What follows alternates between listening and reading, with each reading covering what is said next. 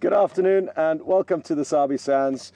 It's a beautiful sunny day today, but what that's caused is an intense heat, and the bush is very quiet and still, and I think most of the animals are all relaxing at the moment, or possibly at some of the water holes, and that has been a part of our plan to go past some water holes, hoping to find some action there. Mark's headed off to Gowrie Dam to start with, and I'm going to head to Twin Dams to follow up on Kunyuma. He was in that area this morning.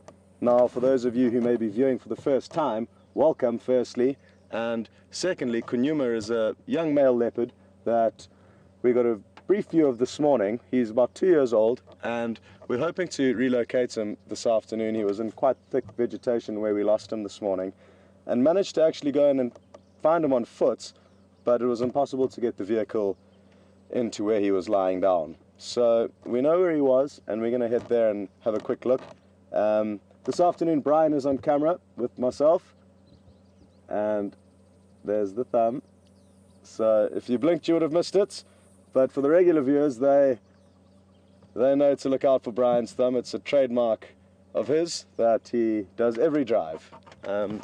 Another thing, for the first time viewers, a big welcome, and secondly, it's important to know that it's an interactive safari, so it is possible for you to ask myself, Scott, questions, and also Mark, the other presenter, who we will be bouncing between during the drives.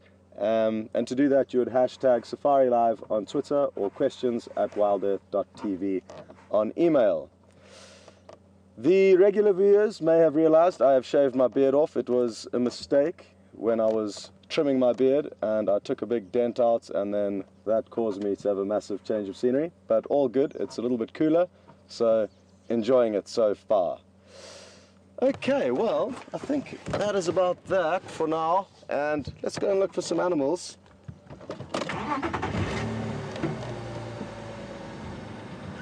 Like I said, it is very hot still, so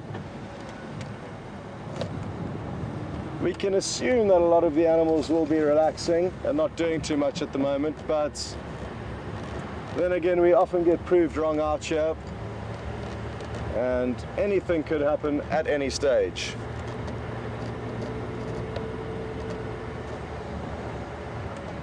Myself and Mark have swapped vehicles, so I'm in the vehicle that's been getting slightly better broadcasting signal over the last few days. It chops and changes, so you might be seeing a little bit more of my face than Mark's today, just to let you know. But then again, he could find something very interesting in an area where his vehicle is picking up good signal, and then we'll spend time with him. So either way, I'm sure we're in for a good afternoon. There's just been so much happening out here in the last few days that we really have been spoiled with some great content and some great viewing, and hope it continues that way.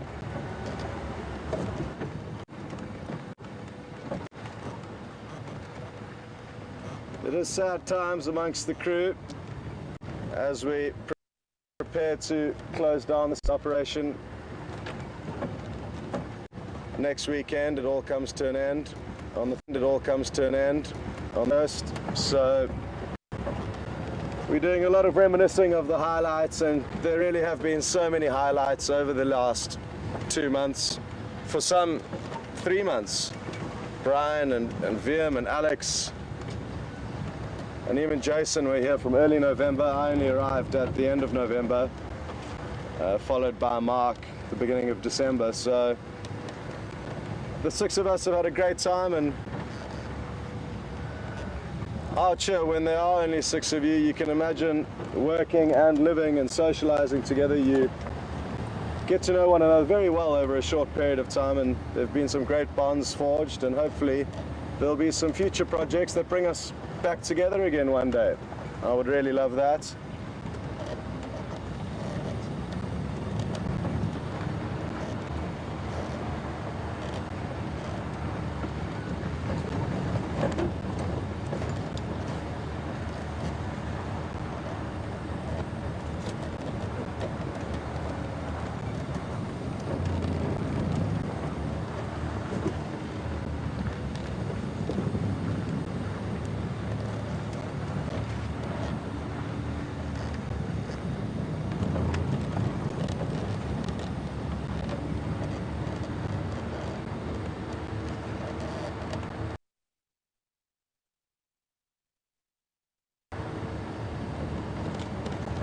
It's incredible how still this area can become in the heats of the day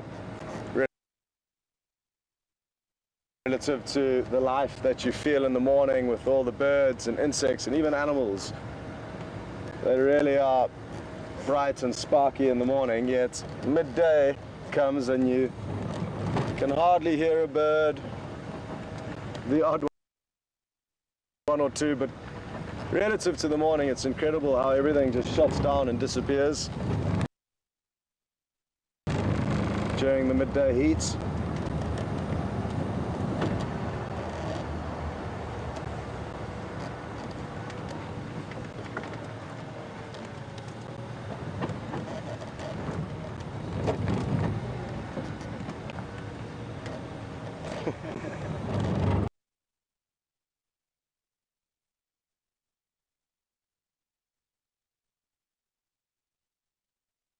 The comments just come through from Gail. Thanks very much for that comment. And all of the kind words that come from the viewers, we do really appreciate, and it's difficult for us to acknowledge all of them, and even difficult for Alec in Final Control or whoever is in Final Control to get everything to us. There's a lot going on in there. And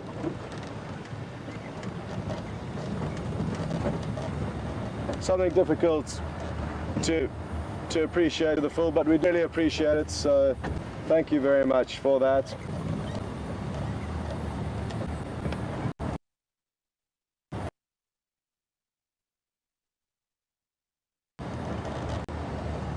Some elephants have been at this mudwallow recently.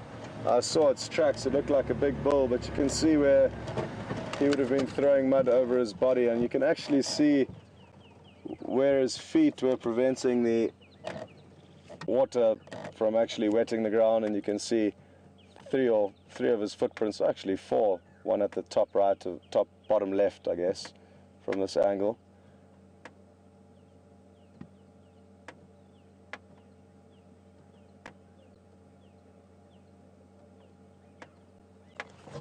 Very nice. Sadly, the monitor on this vehicle doesn't work, so it's difficult for me to know exactly what Brian is showing you, but I do confident him do all the right things and the best shots.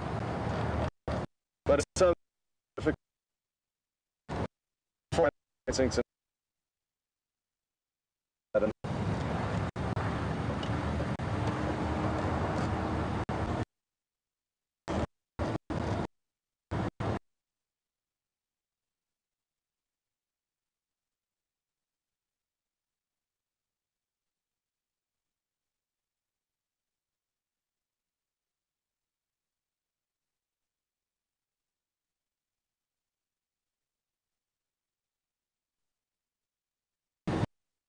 dependent.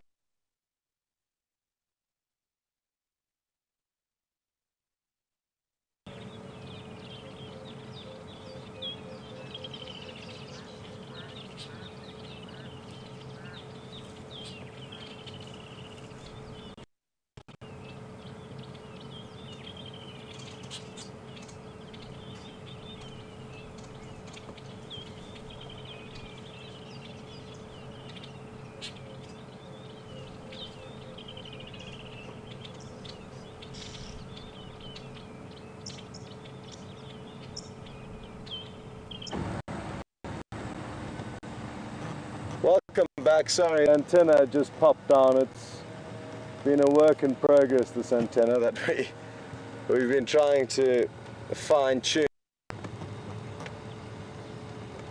over the last few months to get the perfect antenna, because they do need to be collapsible for when we off-road.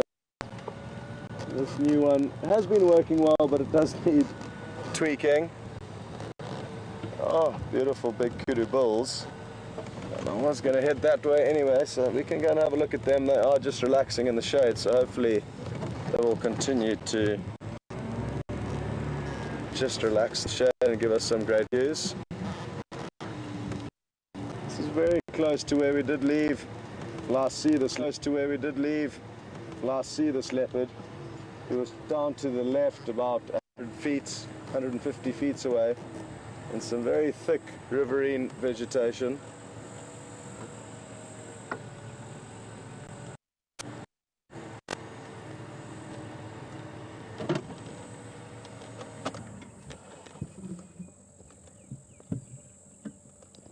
He's a beautiful specimen, this bull, and I do recognize him. His horns don't have a very wide spread. They're a beautiful length, but they are not the longest, not the widest apart. And interestingly enough, there's another one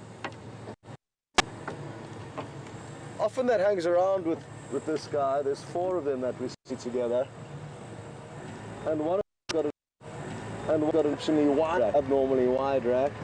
Seeing how in that little bachelor herd there's 2 that are different. Now I'm hoping I'll get an angle here quickly.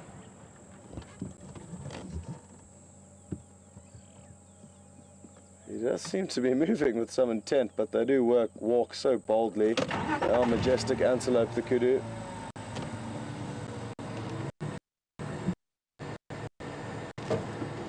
Okay, well. Oh, here's another one, Brian.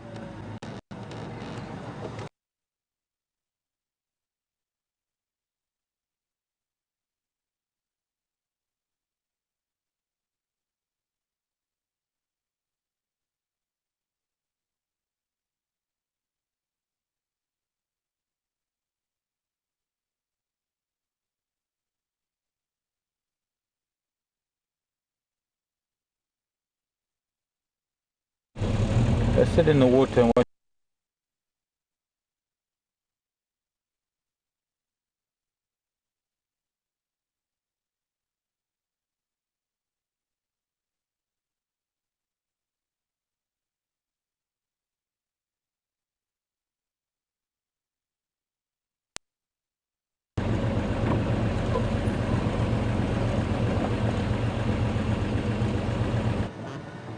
Welcome back. Apologies for the signal issues we are experiencing.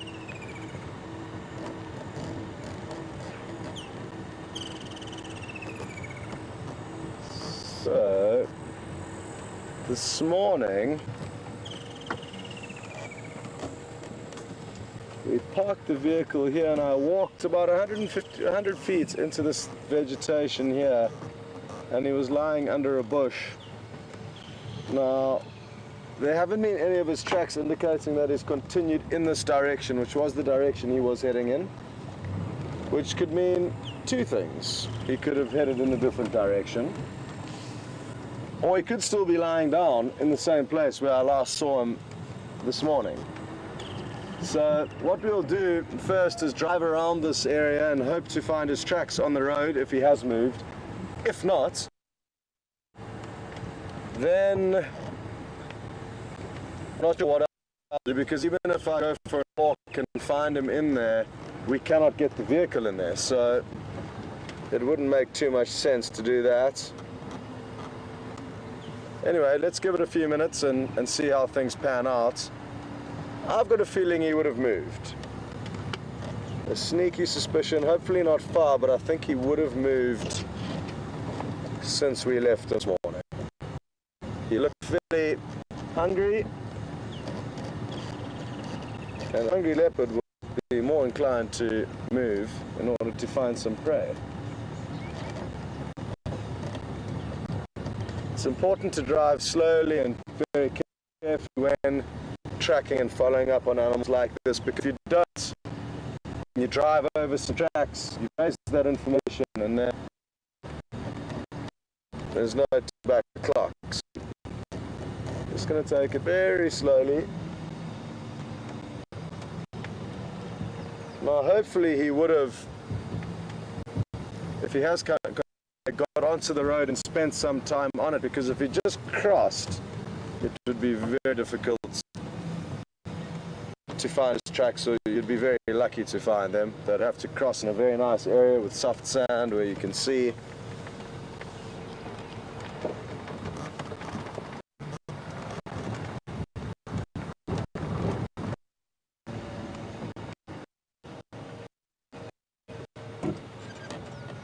This very small road that we're going through here is where he was lying up. So he was in amongst this thick riparian vegetation, making for establish a sighting with the vehicle. But his general movement was towards us in this area, so I'm hoping we might find some of his tracks if he did continue this way.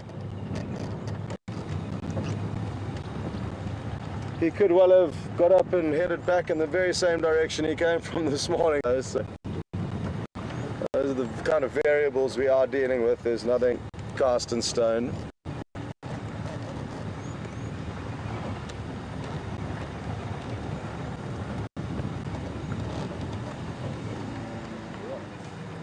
Sorry? Oh wow, look at that.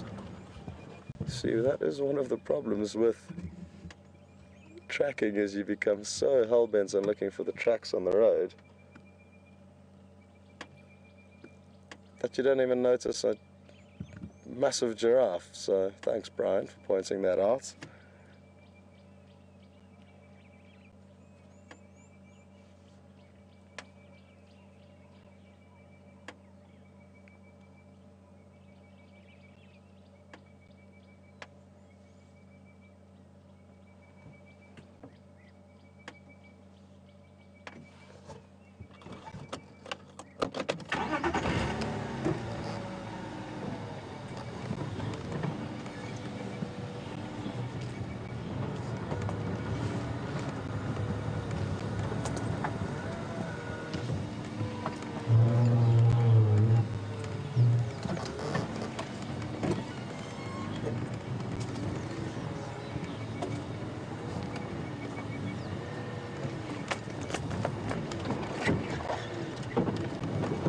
I'm going to try and reposition so we can get sun behind us,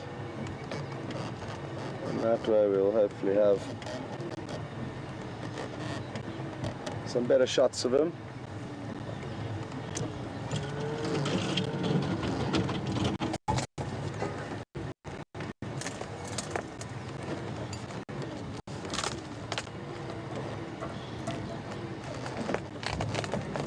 Beautiful young bull. Oh, and there's a massive bull just in front of us. Okay. So Brian knows these giraffe. Oof. How's your angle on that one? No good. Sorry, I was trying to get both. Let's try and get this big guy because he is so impressive. And he appears to be...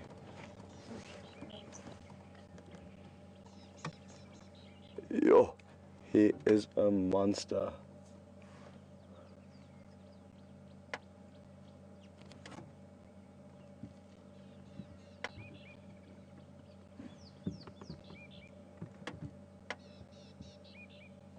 It really is wonderful when you get these dark bull giraffes with almost black patches on their coats, as opposed to the typically lighter brown colored ones, as you would have noticed on the younger bull. And he is in great condition.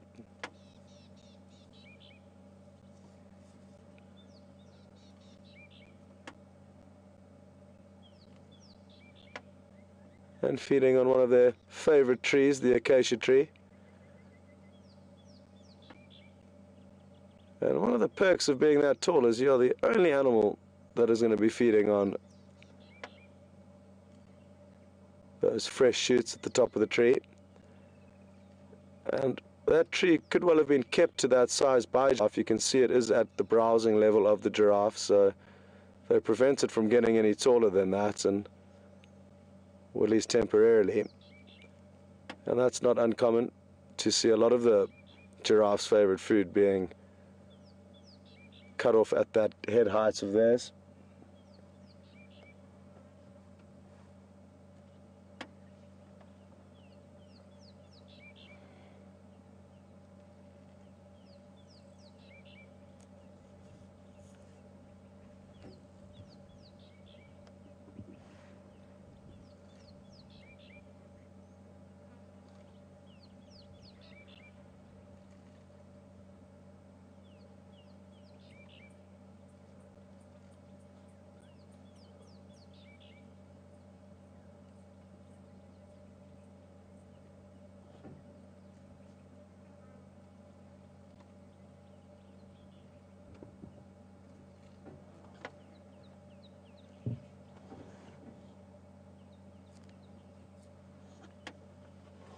It is cooking in the sun, yeah?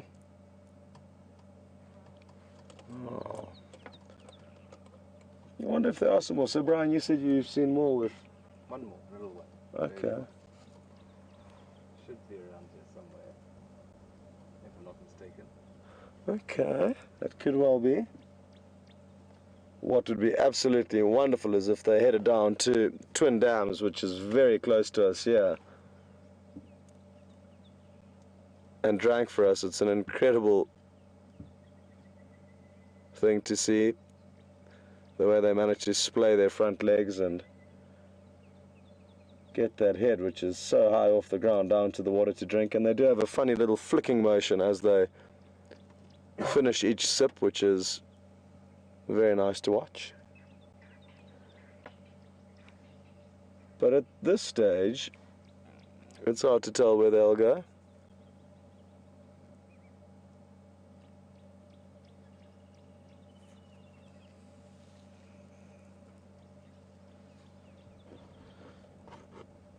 We've just got a question through from Chris in California. Good afternoon, Chris, and welcome on board. Chris is asking whether giraffes spit like camels. And even though they look quite camel-like, and you would think that potentially they would spit like a camel, they don't. Not that I'm aware of. So, unless anybody knows otherwise, my experience with giraffe is that no, they will certainly not spit at any stage, and or vocalize, Chris. So they don't make any vocalizations. A silent animal. They can make a noise. I've heard them once or twice making like a funny rumbling, kind of gargling noise, but very brief and for no apparent reason. You very seldom hear them make any noise.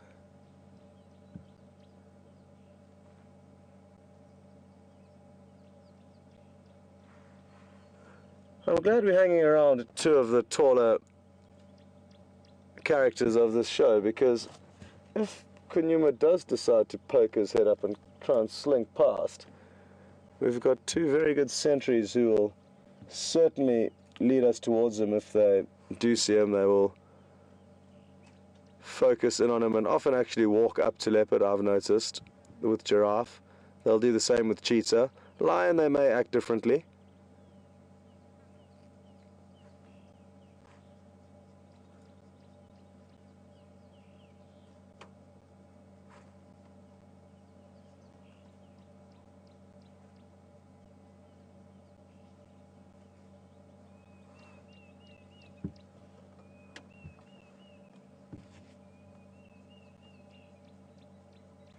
The Deirdre's cuckoo.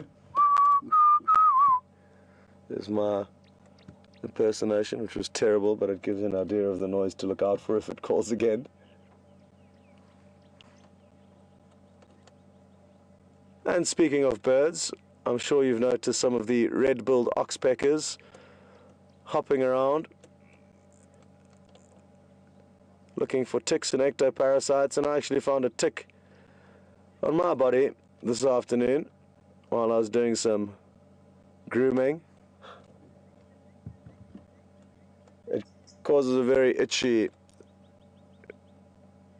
sensation wherever they've latched onto you. So sadly it wasn't an oxpecker that was getting rid of the ticks for me. I don't have that luxury like the giraffe do and a lot of the other herbivores out here.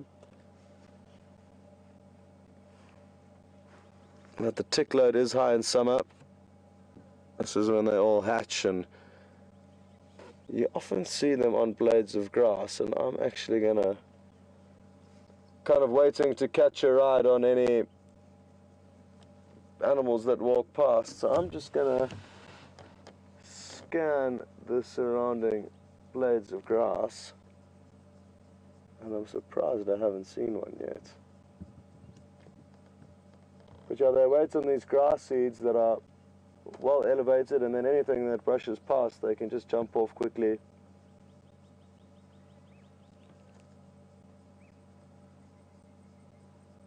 Okay, Jason's having a crack at final control this afternoon also, to let you know, so he's in there with Alex, and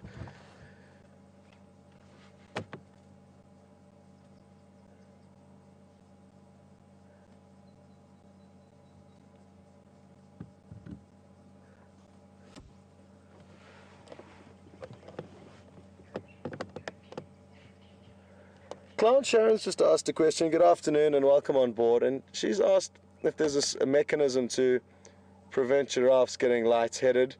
And they do have a very unique valve system and almost a sponge which helps diffuse the blood into the brain when it does reach there. Because the heart needs to pump at such high pressure to get the blood up that high,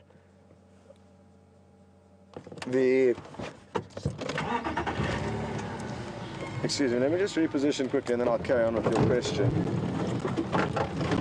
Oh, no.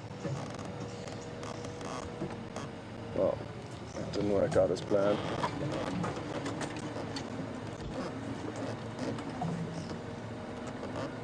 But they do indeed have a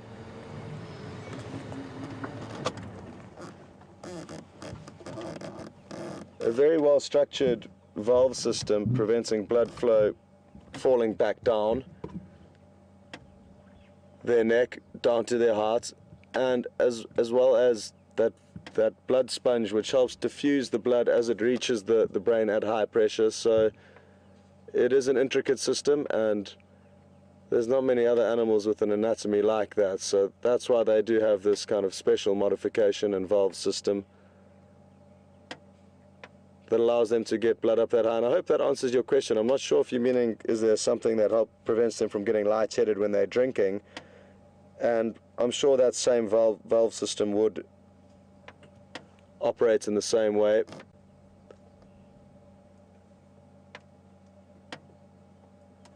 Beautiful. Have you got an angle there, Brian? Not really. Not really, no. Okay.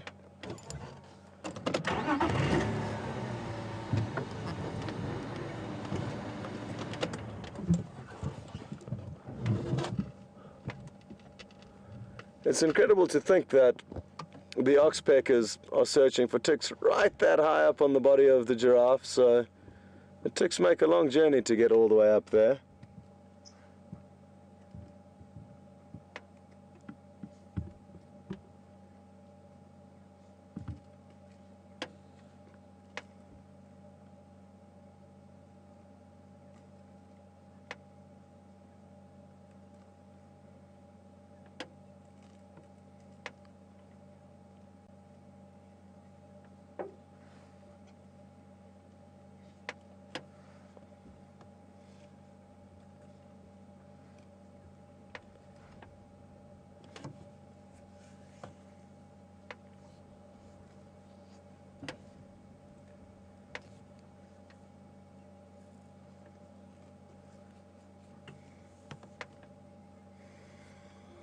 The question's just come through from 30 Minute Fitness on Twitter. Good afternoon and welcome on board. They've asked how tall I think this giraffe is, and I like to use a door as a kind of general guide to give you the heights, and the average doors in South Africa at least are 2 meters in height. And I would say, as he is there, he's probably sitting at 4 meters, possibly a little bit over that. So that would be my guess as to how tall it is. I'm not sure of the exact conversion from meters into feet for that, but it would be around 12 feet. No, a bit more than that. Huh? 24 feet. 24 feet, all right.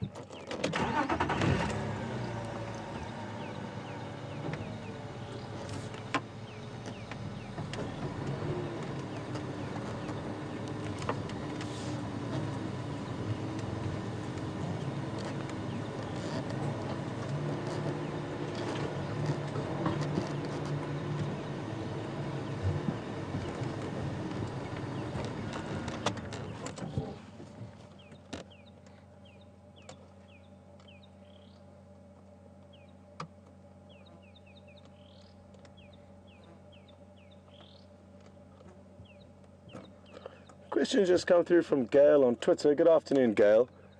And I did mention that giraffe would actually often approach animals like leopard and cheetah, even though they are predators, when they see them. And that's simply because a giraffe is far too big for a leopard or a cheetah to take down. And they know that. Even for lion, it can be very difficult and very dangerous, because if you receive a kick from one of these animals, it could either kill you there and then on the spot, or disable you to a point that you're not going to make it in the long run. So they are massive animals that are too difficult for leopard and cheetah to hunt on average. Obviously, babies are an exception, and I'm sure cheetah and leopard have certainly killed baby giraffe in the past, but adults have got nothing to worry about. So, good question though, Gail, and I did mention, I'm not sure if you heard it, that lion, if they did see lion, they would act differently. They could well keep an eye on them from a distance, a safe distance, but they wouldn't necessarily approach them, unless they're in a big open clearing, and they do know what a safe distance is to be around lions. So, it depends on the scenarios and the circumstances. But yeah, the reason why they wouldn't be worried with cheetah and leopard is simply because they are far too large for cheetah or leopard to bring them down. I'm so happy that these giraffe are here, because it's keeping us in the exact area where Kunyuma could pop out when he does get active.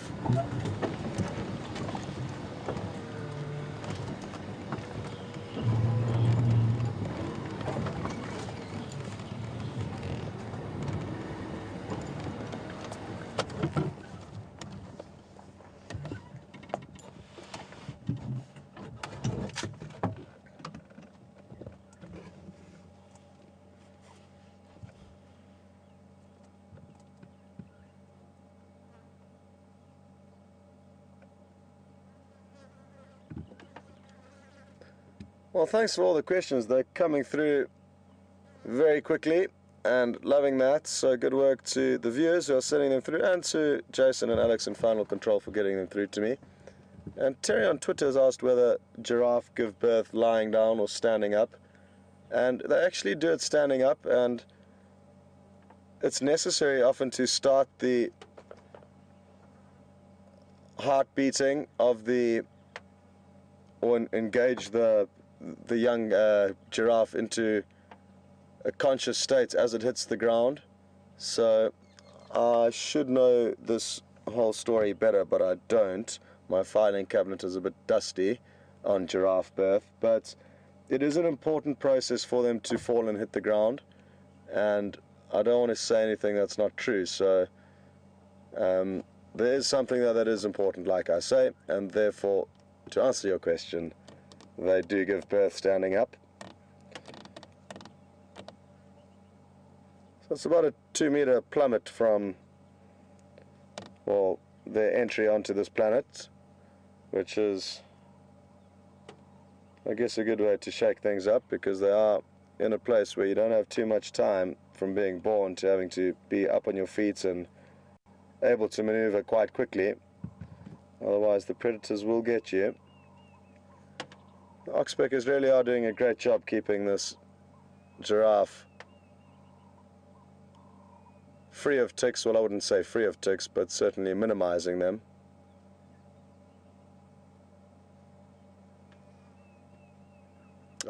Thank you very much, Alex.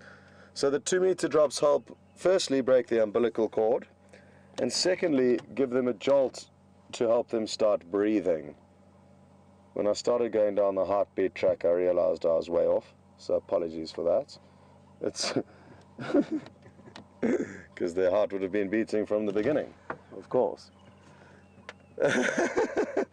Brian's enjoying laughing at me, and everyone should join in, because I'm also laughing at myself. But thank you very much, Alex, for clearing that up, and thanks for that question, Terry.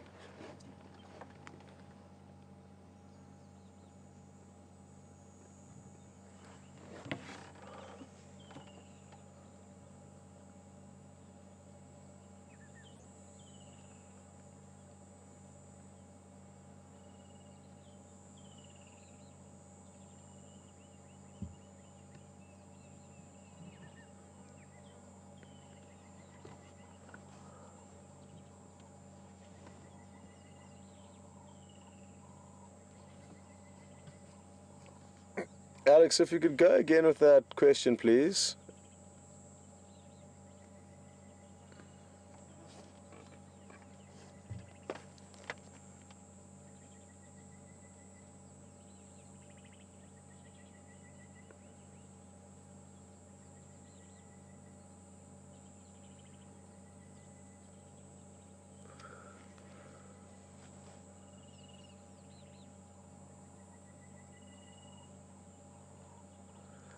So, a question just come through asking about the knobs on the forehead, and you can even notice two smaller knobs behind the two prominent ones that you can see there. And it's not uncommon for bull giraffe to have these extra knobs on their head, these 5. But I don't think they are actually ossicones. The ossicones are vestigial parts of their body that used to be horns many years ago. Now, I doubt they would have had 5 horns or 4 horns probing out of their head. Therefore, I'm not sure what it is that causes those other small bumps or knobs that you can see on their head. It could well be just from fighting over the years that those large bumps are caused from fighting with other giraffe. But the only ossicones that I'm aware of are the 2 prominent ones that you can see, whereas the other little knobs, I'm not exactly sure what those are or what causes them, but it is only evidence in the bull giraffes, not the cows. So it could be a result of fighting. It's also only noticeable on the bigger, older bulls. You don't see any form of growth on the younger bulls typically. So it could be a result of fighting, and they can have some incredibly vicious fights where they stand alongside one another and swing their long necks and heads into one another. There's an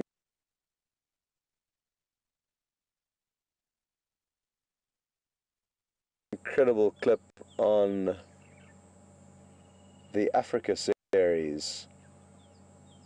I'm not sure which company made the documentary, but there's an incredible clip on giraffe fighting.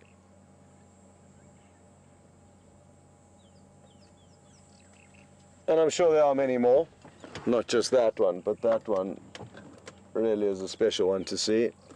And one giraffe actually managed to completely knock over another one by continuing to hit it in the leg until its leg, one leg gave way and it collapsed down, which was incredible. And I've actually seen other footage of giraffe fighting and their heads connected, and the one got completely knocked out minutes before it gained consciousness. That was in the Kruger National Park that footage was captured. Okay. Well, really been wonderful to spend some quality time with a beautiful bull giraffe. Sadly, the younger, smaller one got upstaged.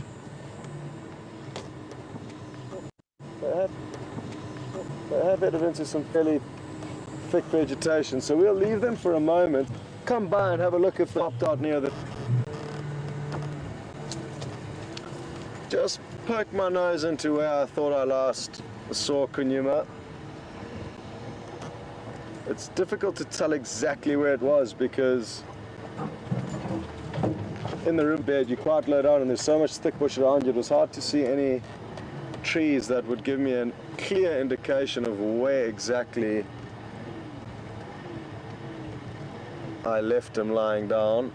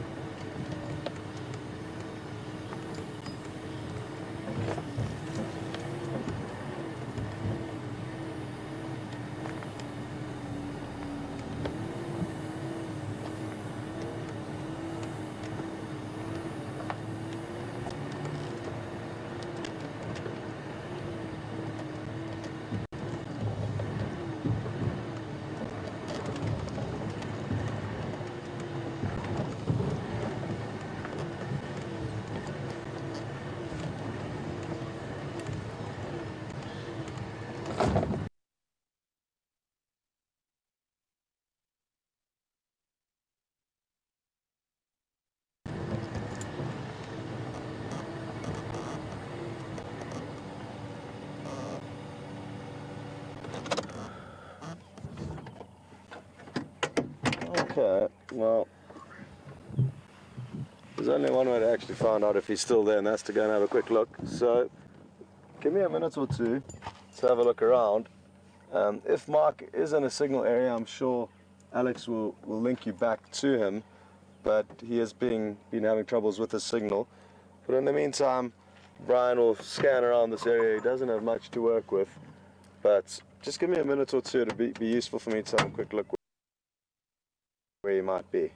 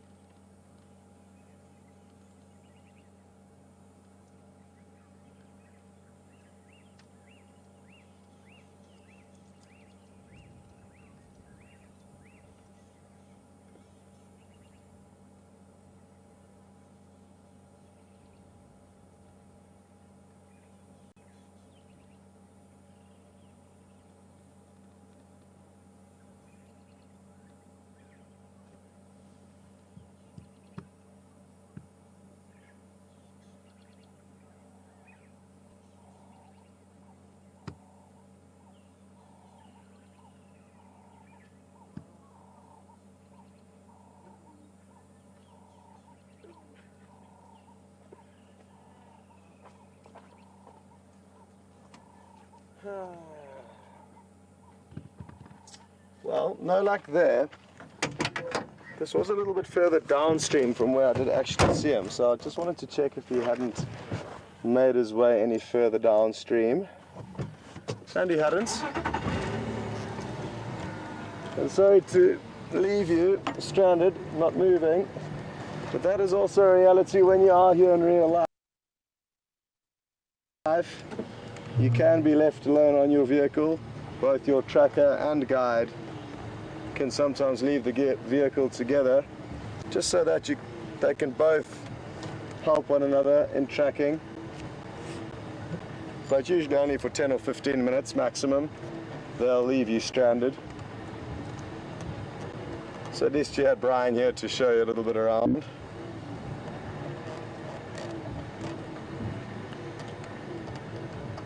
Now, it is slow going and tricky business trying to find a leopard in thick vegetation like this, but it's our best option at this stage, so that is what we will do.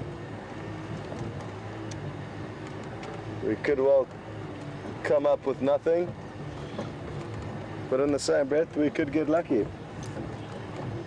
But at least we know that there was a leopard here not so long ago, and it's our therefore best information to go on at this stage.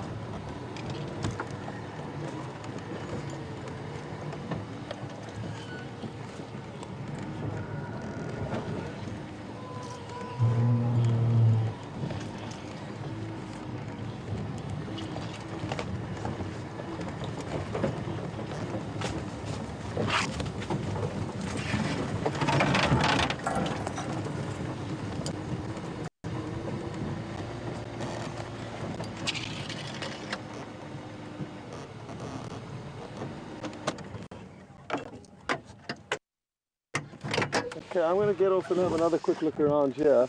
I do believe Mark is in an area with signal now, so Alex will cut across to him shortly, and we will catch up with you later.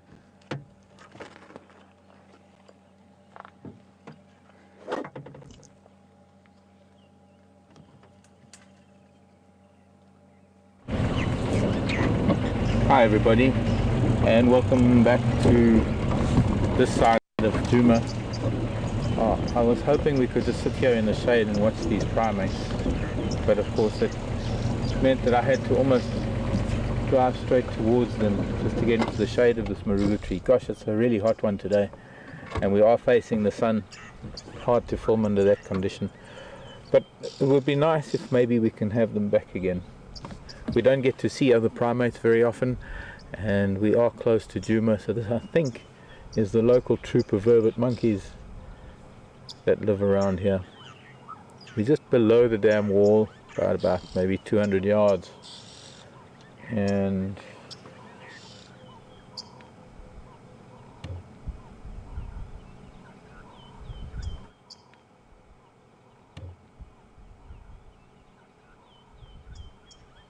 well, the other thing is we could try and go the other side of the tree. The thing is that they're in the shade. There's some more in that little apple leaf over there, yeah? To the left, watching us. It's hard to convey the message that we're not here to threaten them or anything, and that we just want to watch. And it's only by sitting and being a little bit quiet and maybe tending to ignore them at times that maybe they'll relax and come down and be a little bit more accommodating, I suppose. Welcome to our Saturday PM drive. This is the Jigger side of things. Jigger is the name of this vehicle. My name is Mark. PM is with me on camera. And we've been out looking for, well, anything really, but we made a trip up to Buffelshoek Dam, and I was hoping that on a really hot day like today we'd have some of those elephants there, the elephants that we saw this morning. We've got some nyala coming out of the bush too now, coming to say hello, to greet the world. Wherever you are on planet Earth, watching WildEarth or Nat Geo Wild, welcome to our little corner of Africa. Nothing was happening at Buffelshoek Dam, which is one of the big water bodies that we have here. It's more like a little lake, but we call it a dam. And signal was a bit iffy, so we've come back towards Vuyatela and back to Kunyuma, or back closer to the Kunyuma masts at least.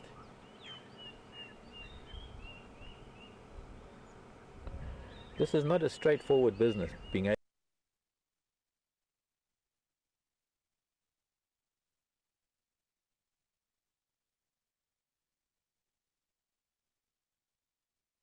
able to broadcast a live image from an open vehicle in one of the biggest national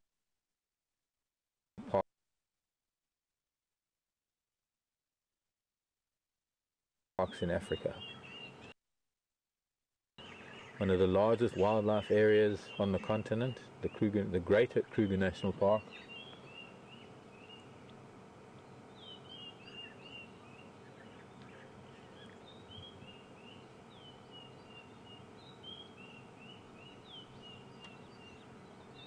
It has been many, many years in the making to get to where it is today, and it is a lot of it, in fact, all of it, in fact, the person behind it,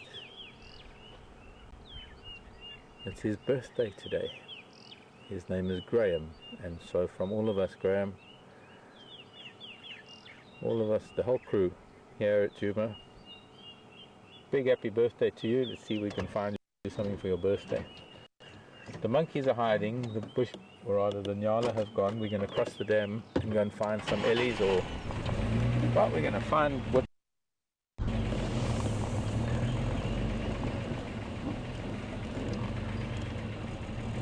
There's an elephant footprint on top of my tire track from earlier. By the looks of things.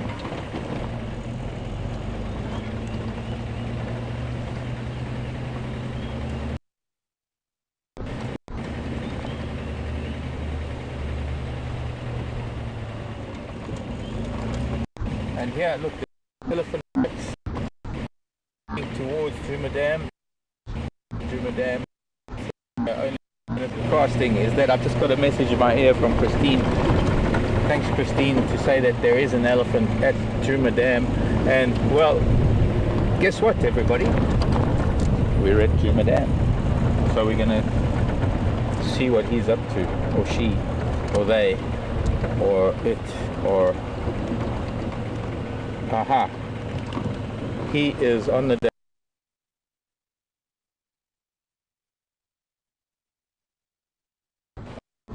I'm not going to challenge him.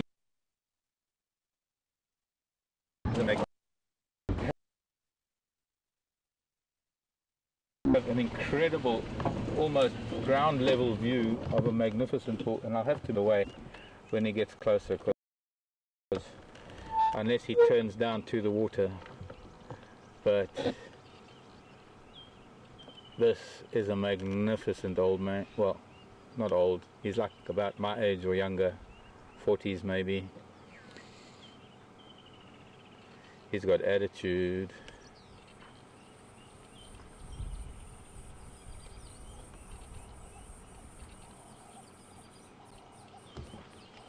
Okay, at this point,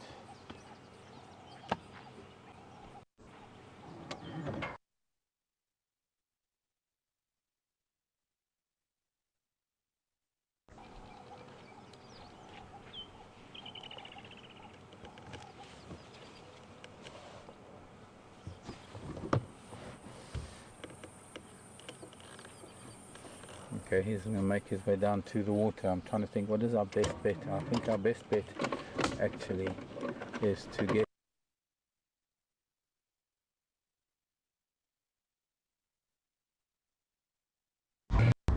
him. And now we've got a little bit of maneuvering to do, because it's going to be hard to turn the camera backwards, so I'm going to actually turn around, reverse along the wall, so that we're actually facing him a bit better. There is a very distinct hippo part where he turned down. He knew where he was going all along. Being totally non-aggressive,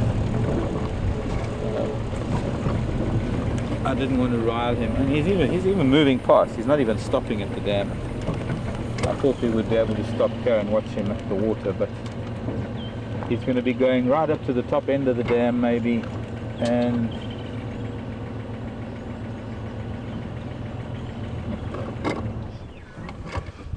there are mud wallows up there that he might get into.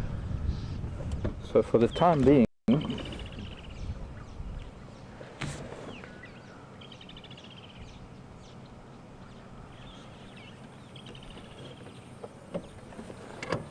I'm thinking. Got to calculate the odds. Do we go to the other side? We stay this side. I think we go up to Mbubu Road. An elephant on a mission, that's for sure.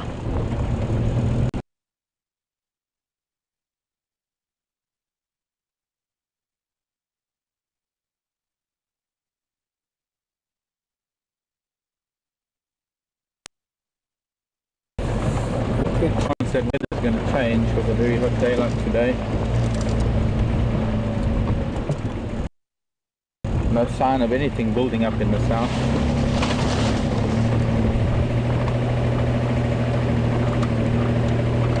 So it might just be a nice high pressure system preceding something that's on its way. And a day that I would expect to have elephants near a wall at some point. So it is a matter of just being able to time it so that we get to one. What he's going to, he is still a little bit damp, so he has been mudding, he has been splashing water and mud at some point.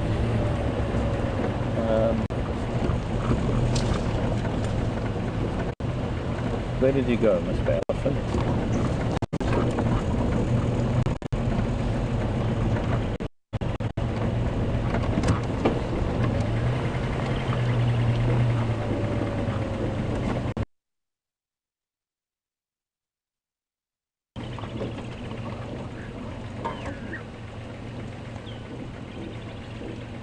There he is.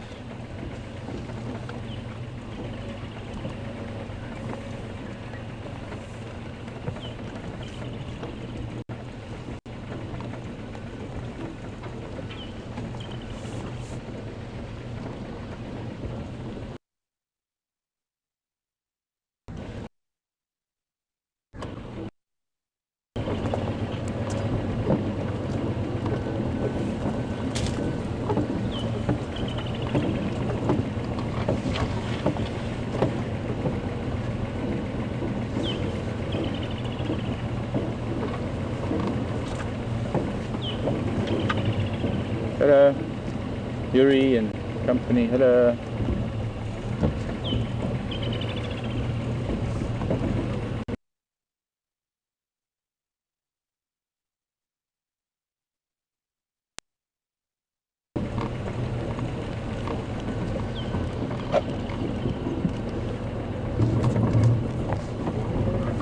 You ready? Welcome back.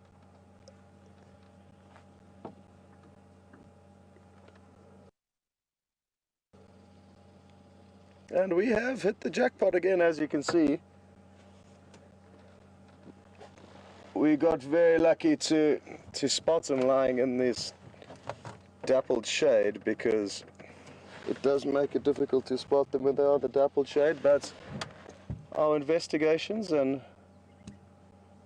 time spent here paid off, and I really can't express how lucky we've been, because it's just been incredible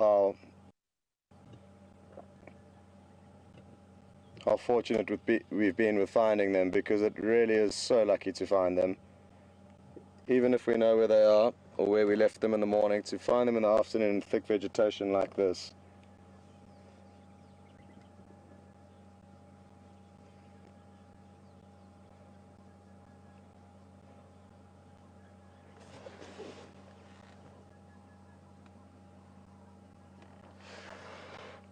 Just going to let the game drive channels know. As we went live, I left some guys hanging on the edge of the radio as to the exact position of this, so bear with me for a moment.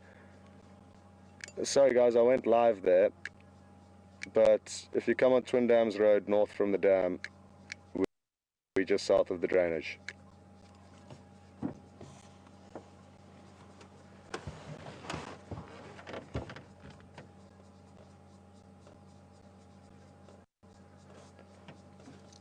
And west of the road, about 100 meters west.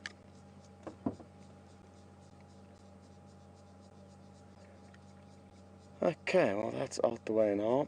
And now Brian and I have got the very tricky task of sitting here patiently waiting for him to wake up. I'm joking, it's not difficult. We've got a nice shady spot, and oh look, The giraffe's passing by so close. I just saw its shadow, but sadly not close enough to see the leopard, because that would have been great to see that interaction after having spoken about it earlier. But there's a thick bank of trees between the giraffe and the leopard, and therefore they can't see him.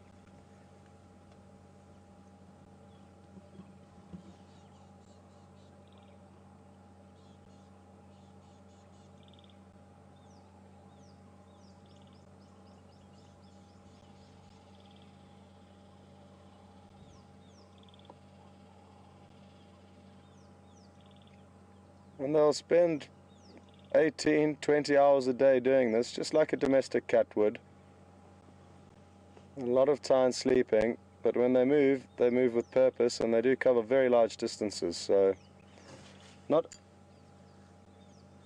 untypical. But let's cut back to Mark, because this cat's not going anywhere, and I believe you're having a great time with an elephant bull. So I'm just hoping Alex is managing to get a decent broadcast from Mark, and then we'll be able to link back to him.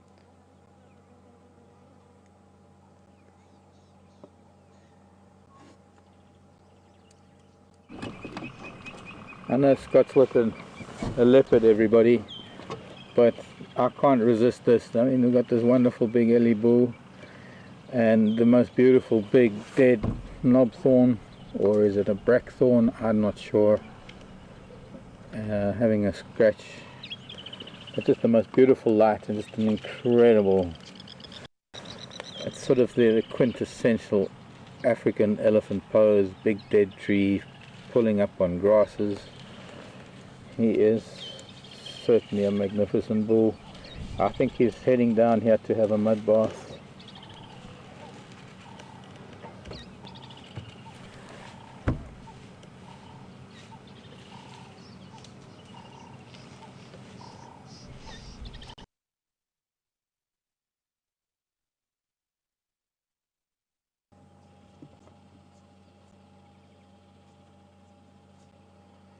Welcome back, folks. I believe we are live again, and hugely frustrating for Mark. It sounds like he's got a great sighting there, and for you guys, and I apologize for that, but it is what it is, and things could always be worse. I hope you got a few decent glimpses of that elephant, but we do have a leopard in the bank for this afternoon, so we can't get too upset about anything, really.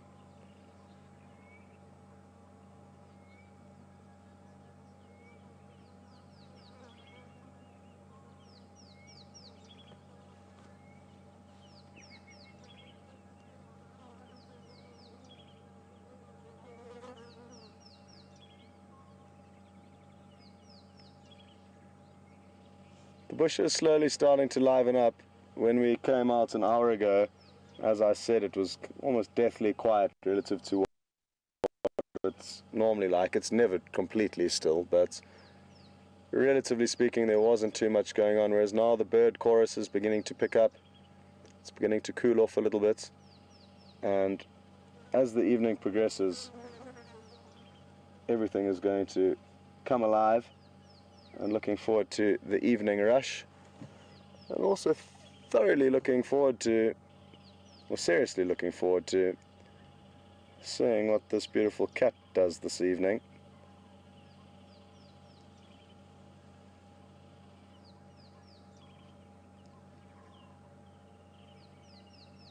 I would really like for him to move from this little riverbed that he's into, that he's close to, into a much larger riverbed that I've driven through many times hoping to find a leopard in it. And if he heads down into that vegetation, into that riverbed rather, we're going to have some stunning views of a leopard in a very stereotypical scene. Well, not stereotypical, but it's a place where you always expect to see leopard walking down riverbeds, and I've yet to see one doing it here, so that would be wonderful.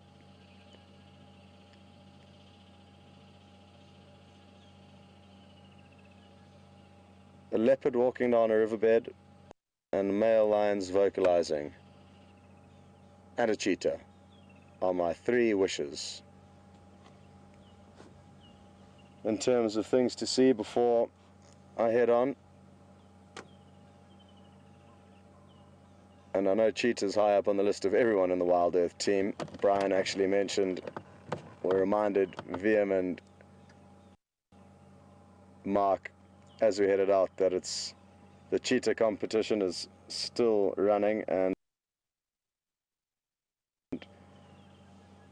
whoever the first people are to find a cheetah, the other vehicle has to buy them a bottle of their drink of choice. So it's not high stakes, but it's a competition nonetheless, and it really would be wonderful if there is a winner, because that would mean you also get to see cheetah, and I would be just as happy for Mark and VM to find one as I would be for myself and Brian.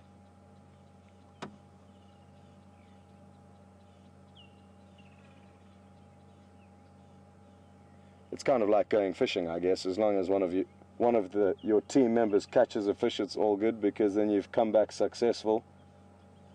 Whereas if nobody catches anything, then there's nothing to rejoice about.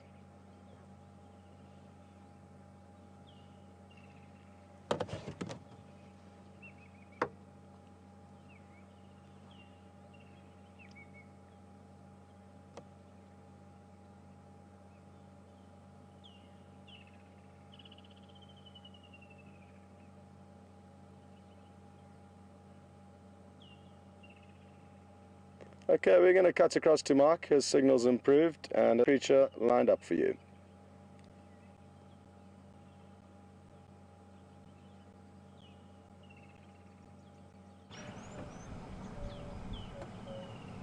Just to interrupt Scott's drive because of this, and unfortunately it's a little bit scruffy.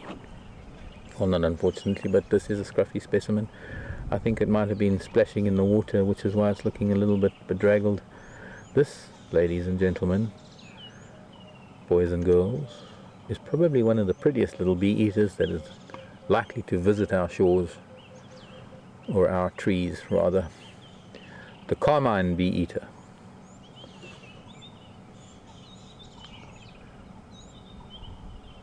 The southern carmine bee eater. The northern carmines, their heads are almost totally blue, but I think they go back up to Botswana, back up a little bit above the tropics in our winter, but they only really come here in summer. And if there is one, there is bound to be more, and I can actually hear a couple more in the sky.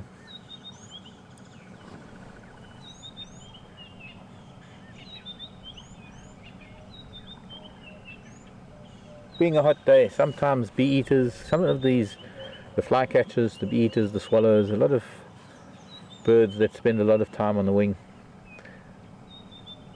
their only way of getting to water, I'm sure it's gonna, no, I'm sure it's not, it's actually flown away, probably following a flock. Meanwhile, I've lost the elephant, and so while I'm in, we go back to Scott, I suppose.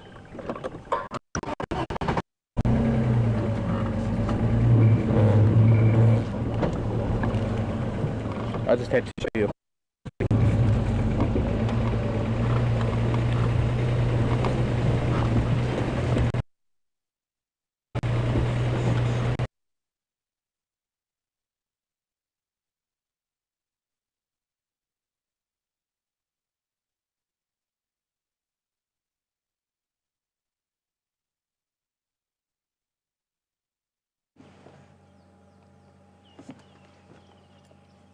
Did you copy that? Yeah, we live.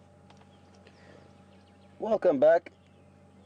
And again, apologies for the signal breakups.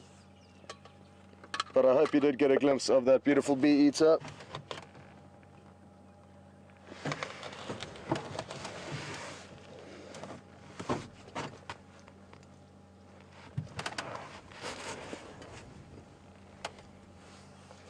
He's just heard me getting up. I thought I'd come back and take a seat next to Brian and have a new angle on the situation. It's also a lot cooler up here where Brian's perched than down in the driver's seat there. I really would like to be able to take the door off this vehicle and get a bit of draft, because it bakes and then there's a lot of heat coming through from the engine, so this is far more pleasant back here.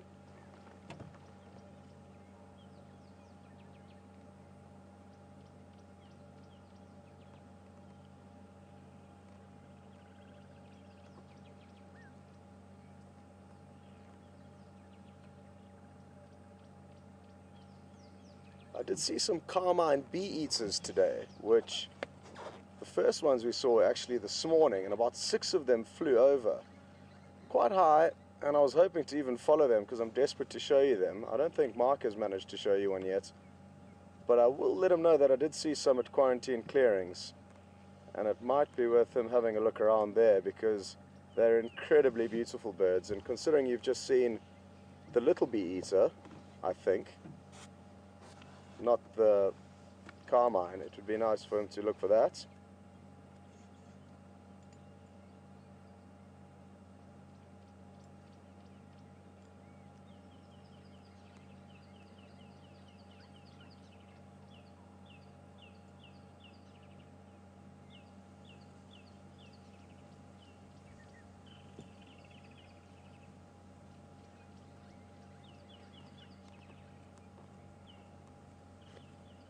Now this may be a good opportunity for all of you on Twitter, on the Twitter feed, to get some bets going, friendly bets going, and predictions as to when you think this leopard will get active. The winner gets never-ending leopard whispering credibility, and that's about all we can offer you, but it could be something fun to predict when he's going to get up and mobile. I will open the betting and guessing with half an hour from now. So at 5:45 our time, either way 30 minutes from now is my prediction. So put forward your suggestions and let's see who's closest to the targets. If somebody says 2 minutes and they're right, I'll be very happy, but I don't think that'll happen. It would be nice to put some odds onto the betting, because that would obviously alter people's guesses or decisions. I can hear a game viewer approaching, so I'm just going to sneak back into my seat. That I'll also be able to let Mark know about the carmine bee-eater. Station on Twin Dams, I've got your visual. If you just head west from there, you'll find me.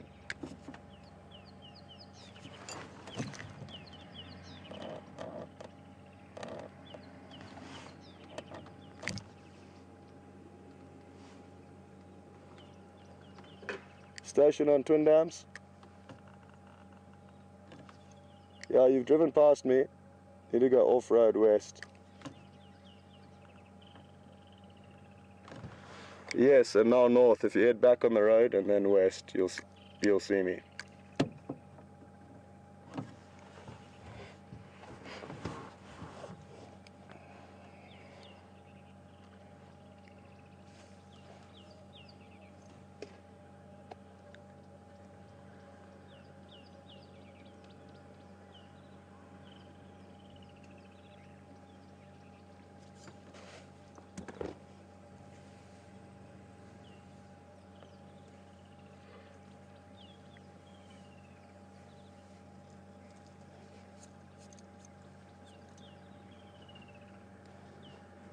I'll get those from you a little bit later, Alex, but if you can just keep track of them, that'll be useful.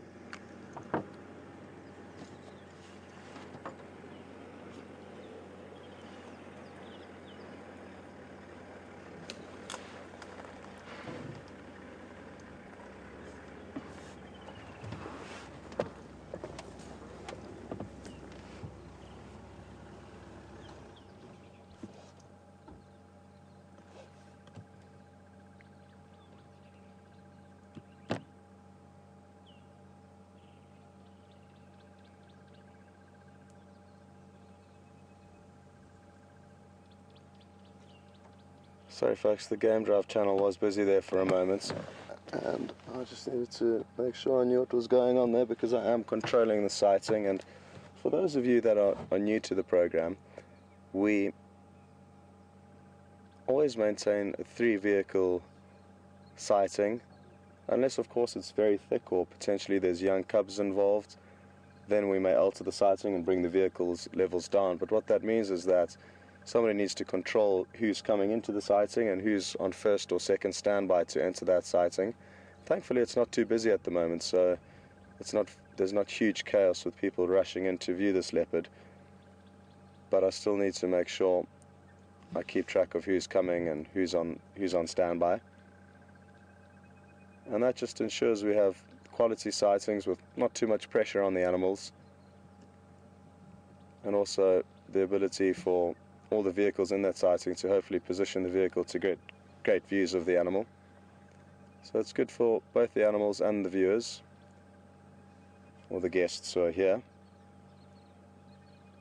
And thank you for, I believe people have already put forward their guesses. I heard one person saying 2 minutes before the drive closes, and whoever you are, I hope you're wrong, because it's a long time for Brian and I to sit here, and I'm hoping he will get up sooner than that.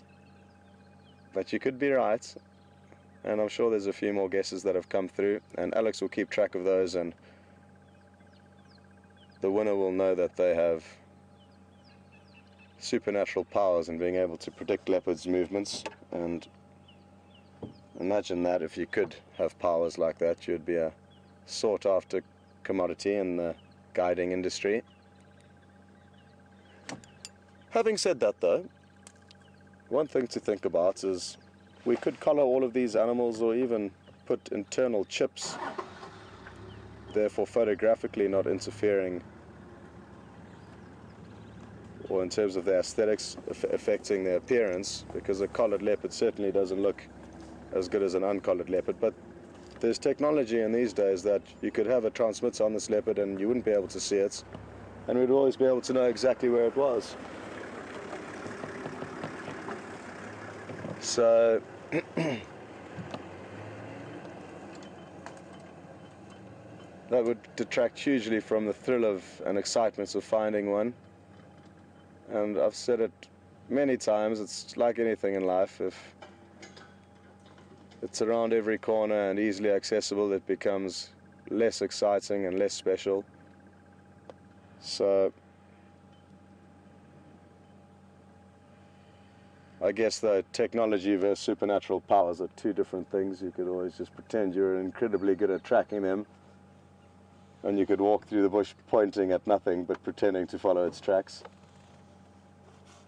which I guess is what it feels like for a lot of guests on walking safaris behind a good tracker.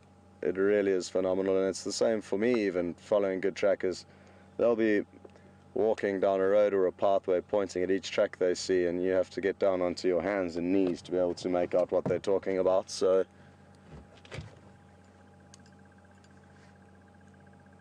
a wonderful art, the art of tracking.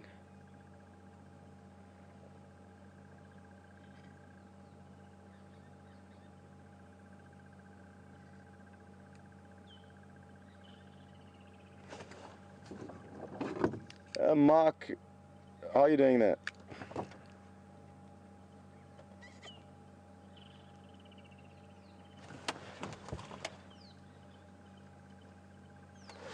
Alex, if you could just let Mark know that there were some carmine bee-eaters fluttering about the quarantine clearings just before drive.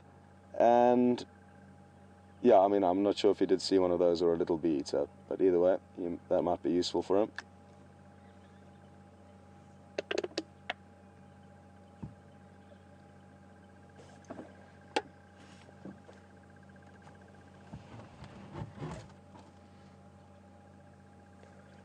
Okay folks, over to Mark, he's got some signal, we'll catch you later.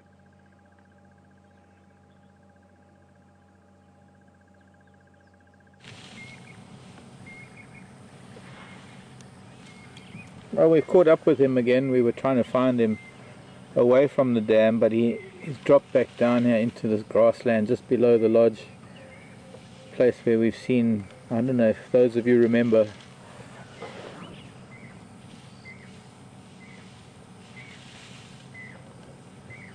and so here we have a really lovely view of this big Ellie bull here in front of the lodge. This is, I think, room 3, 4, I'm not too sure, I can't remember the numbers, but it's one of the rooms. And this is Vuyatela Game Lodge, Vuyatela Safari, well, Vuyatela, Djuma's Vuyatela, and absolutely amazing. Those of you might remember we had Karula and the cubs playing on the patios of various rooms down here, and well, just an incredible light. Hello Mr. Ellie, hello my man. I'd like to know if I'd know you from home, because I'm sure you visit me at home, and just picking up mouthfuls and mouthfuls of lush green grass. And we need to try and turn around, and absolutely amazing. So while I'm doing that, maybe you want to go back to Scott. Oh, there's a dwarf gecko on the leadwood. It was just chasing a moth and a wingless wasp. Can you see it's coming on this little arm to the right? This one coming out to the right in the shade. It's so well, no, it's now behind. Sorry. Another dwarf gecko just jumped. But they're hiding from us. A couple of dwarf geckos, diurnal geckos. Elephant or gecko? Elephant or elephant? Hello kingfisher.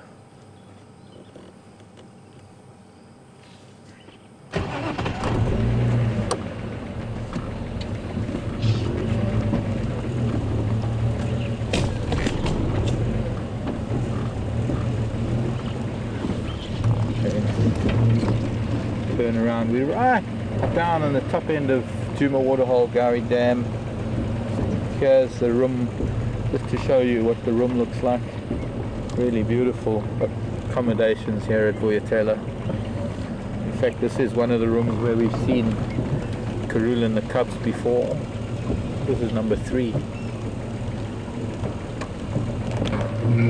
Beautiful aloe marlothi. A couple of other aloes growing there. Gorgeous stuff.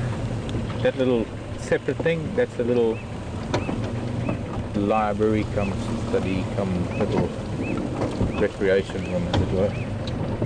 Main bedroom in the middle.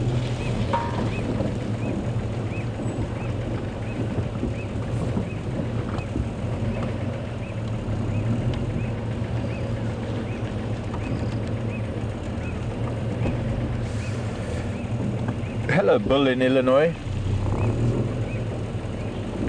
Having had a woodlands land above us, Bill wants to know how many species of kingfisher there are. I'd have to count them off, Bill. For the time being, I'm just going to stop here. I don't want to really drive up behind him. Although now would be better, because now he's side on. Elephants don't like to be approached from behind. I'm not approaching him. I'm compelled to drive down here in the sand. I just don't want him to think that I'm anything but curious and enjoying his company. How many kingfishers? Let us start, Bill, with the first 2, which are the smallest of the kingfishers, which are the pygmy kingfisher and the malachite kingfisher. Those are the 2 smallest. Now the pygmy kingfisher is a bush kingfisher.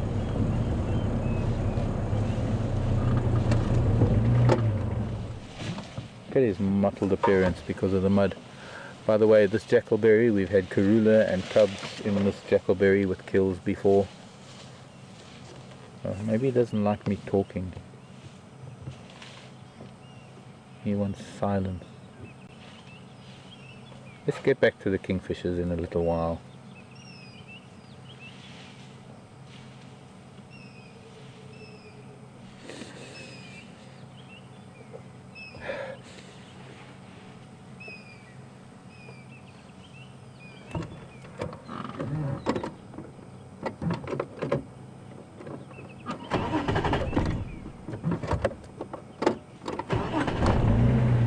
Okay, so pygmy and malachite kingfisher. The pygmy is a bush kingfisher, and the malachite is more a water-based kingfisher, feeding on fish.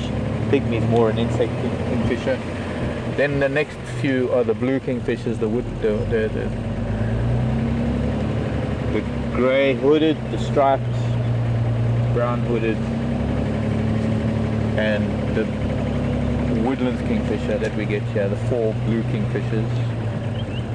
Then you get another kingfisher if you're lucky to live on a river, and you're lucky enough to have the half-collared kingfisher, which is really beautiful. I believe they're kind of distributed quite widely in the world, but they like permanent water, as do the pied kingfisher and the giant kingfisher, which are the other 2 species that we get here. So calculate, how many was that? Hello, Mr. Nyala. Greetings, Squire. We say hello to you.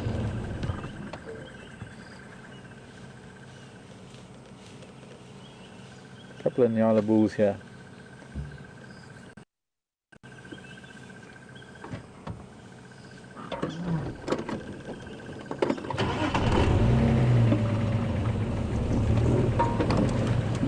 So once again, I'm going to go and look for him because he's moved up, but I'm sure that once I get up away from this bed, this riverbed, the Mulwati, he's going to probably come back down here and feed on grasses. Now, I'm going to leave him to it because it's getting very narrow, and there is an electric fence here that stops a lot of the dangerous animals from getting into the lodge. There are Nyalas. The Nyala hop over this fence all the time. They know exactly what it is. There are 2 bulls next to us at the moment. For them to clear this fence is nothing. And actually what we can see just behind that Nyala, or not that one, the other one, sorry, there's a huge, all those flowers behind him. Go back a little bit. There's a huge patch of Lantana camara, which is one of the alien invasive species we get here. But he knows this is an electrified fence, or whether it's charged or not, whether it's working or not is irrelevant. The fact is that he knows exactly what it is. I don't want him to feel threatened by me being down here. He might come back, and he was just on the other side of this big jackalberry, and I'm not sure if he's... Oh, I don't like all the crunching of twigs. I don't know if some of you might remember this jackalberry with Karula and cubs, and the odd kill here and there. But if I don't see him now, I'm going to leave him be. I mean, we've had a really fantastic view of this elephant bull. He is wandering into sort of thicker terrain, and he's been very... I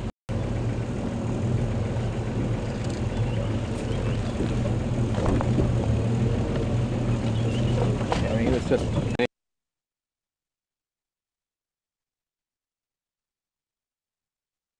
Russell, how's your Saturday morning going?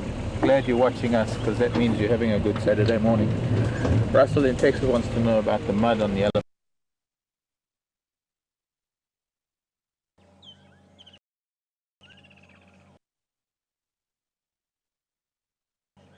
Welcome back, and as you can see, not much has changed.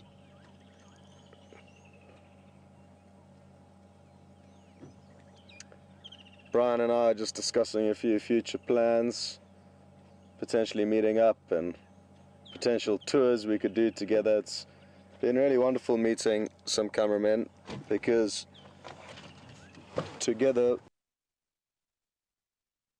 with their skills and ours as guides, we can really go and have some fun together on a holiday, but document it and get some great footage. So we have been sharing different thoughts on where to go and where we could get some great footage.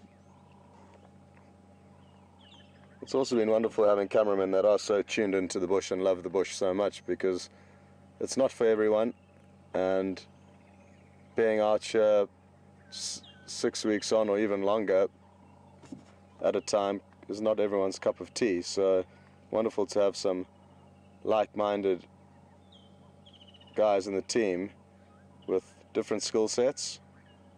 So really enjoyed the cameraman side of things, and obviously the fact that they are such great footage that we'll all be able to look back to over the years.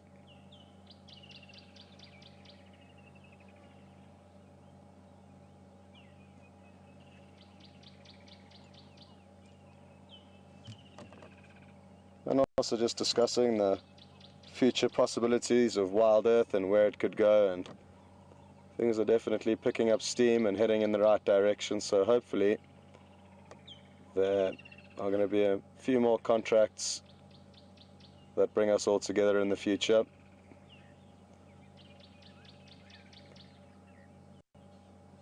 And it's all of your response and feedback and viewership that is helping to let the stream grow and build, and we're obviously very grateful for that. So thanks for your support with us, because without it there would be no potential future projects on the go, and that would be a sad thought.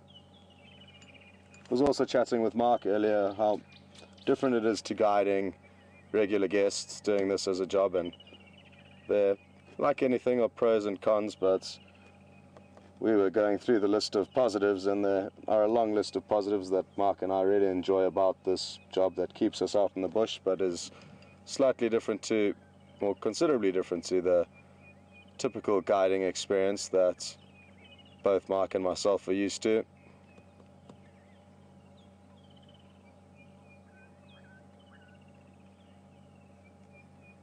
An example of which is just being able to sit here like this. You would have noticed the other vehicle that came into the sighting was probably here for 5 minutes, and then they left.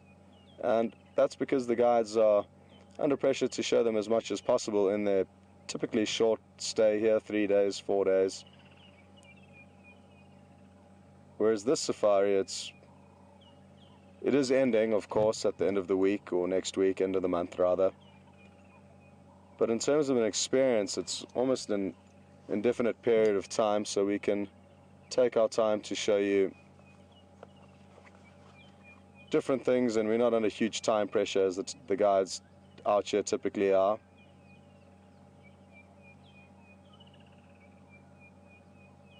And just to be able to sit here and listen to the birds and be in a position that if he does get active, we are right here ready for action, or even if something stumbles upon him, which quite often happens with predators. They can be sleeping and prey items could come wandering along straight into them, so that is also a possibility.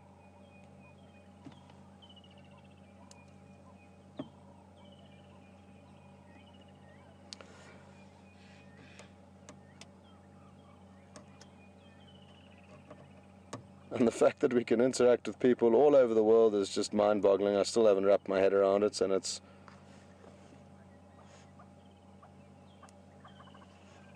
a crazy thought to think that everyone that's watching can be in completely different weather patterns. It can be cold and snowing and early morning or late evening, the opposite of often what time zone we're in here. So, oof. Okay, so you may hear some birds squawking. I can see them from here, and I'm just gonna, rather than moving the vehicle, try and have a closer look as to what it could be that they're alarming at. It's predominantly Burchell starlings. I can see, might as well just go and have a look rather than staying here. This leopard's not going to go anywhere, and if it does, that'll be funny.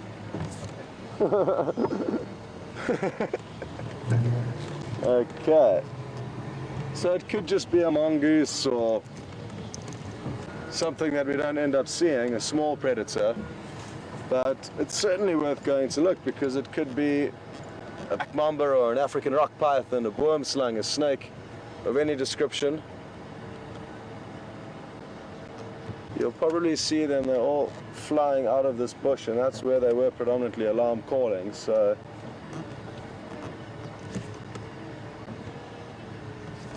just gonna ease on and see if we can't see what it is that got them all riled up.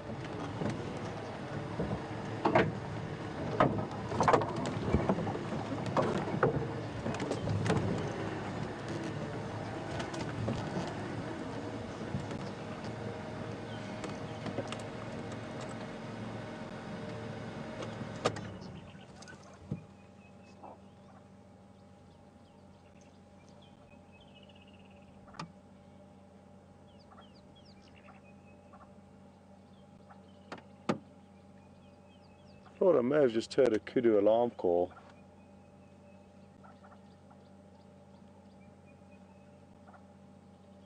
But it's unlikely that it wouldn't call again. So that was just me hearing things. And these birds have calmed down completely. What I am going to do is just see if I can see any tracks on the road, and if it was a mongoose, I would potentially be able to see its tracks if it did move down this road. And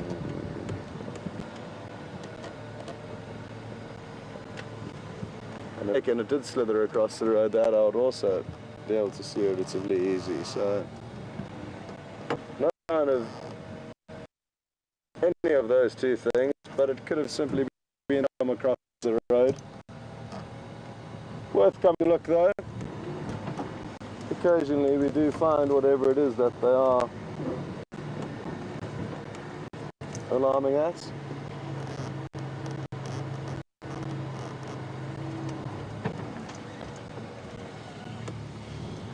So back to it.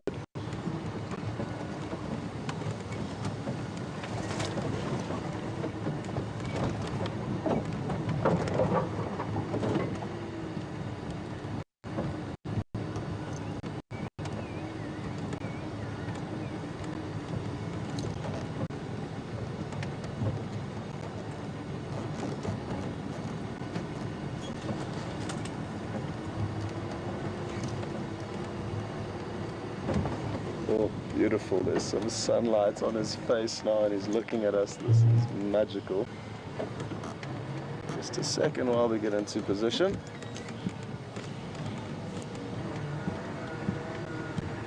And I think he's going to let off 1 or 2 yawns and then get active in the next 2 minutes, and that would make me the winner of the competition, as it would mean he's up at 5:45. So 3 minutes is when I would like him to get up. Not likely, it may take him a bit longer than that, but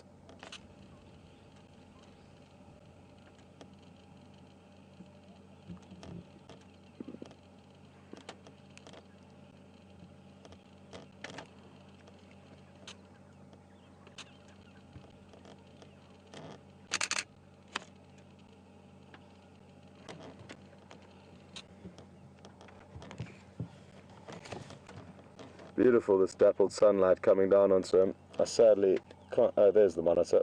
What a great shot. And that's also the beauty about spending long periods of time with animals, is that you do get these brief but unique and beautiful sightings of them.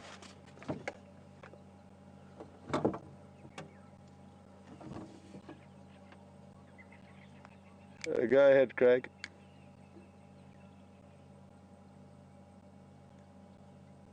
Nobody's expressed interest, it's just me here. You're welcome to make your way. Affirmative, we are just south of the drainage that is north of Twin Dams, on the western side of the road.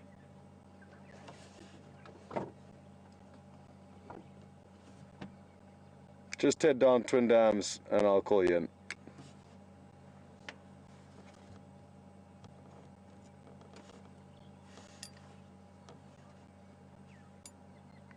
Copy. Go ahead, Mark.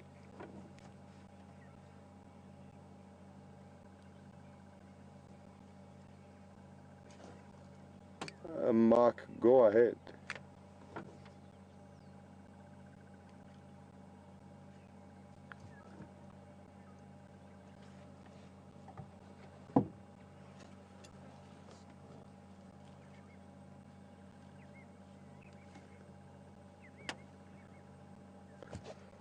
Okay, so I am officially out of the competition.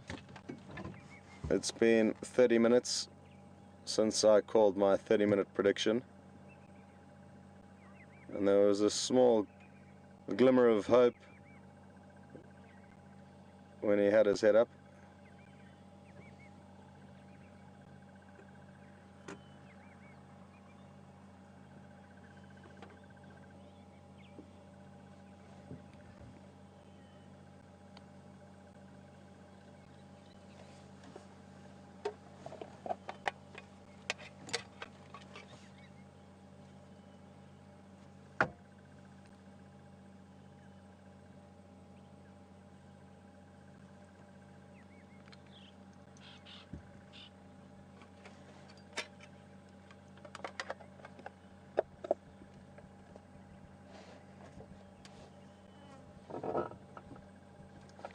Mark, they were heading north towards Elephant Skull, but they were south of this drainage, just west of Twin Dams Road.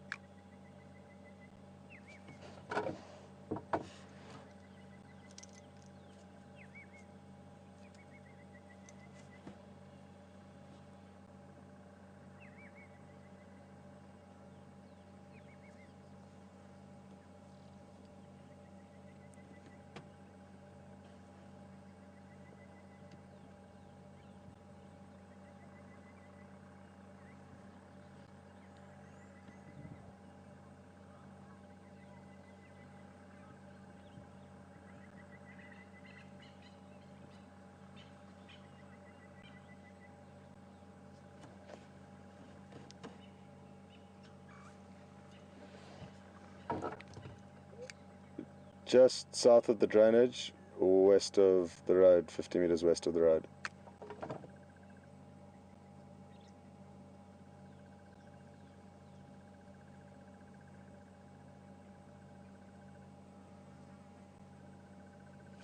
Did you copy?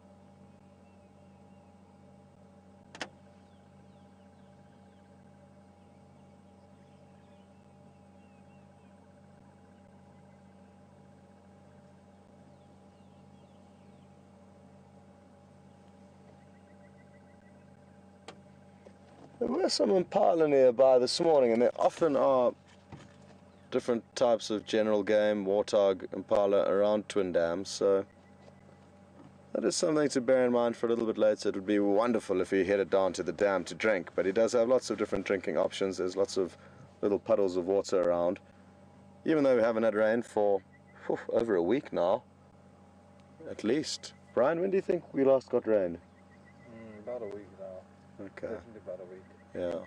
So a lot of the puddles have dried up, but at the same time there are still quite a few other puddles around, especially considering he is very close to a riverbed.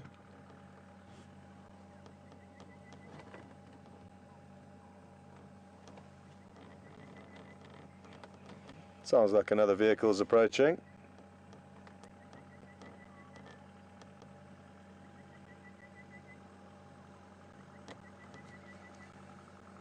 Which is wonderful. The more people that get to see this, the better. And it also might mean he may poke his head up for us as they arrive.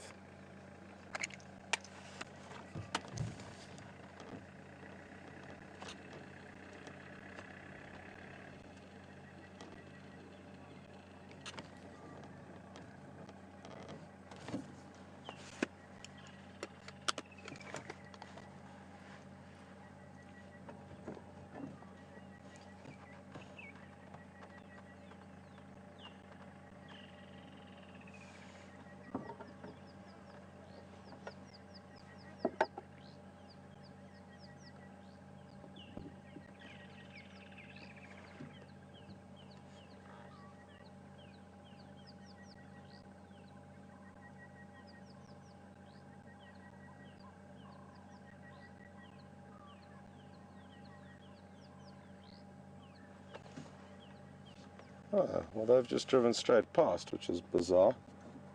Station on Twin Dams, do you not want to come look at the ingwe?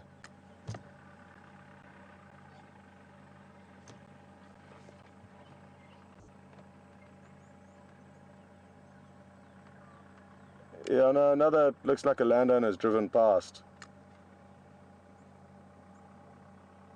I'm not sure if they know that it's here, but yeah.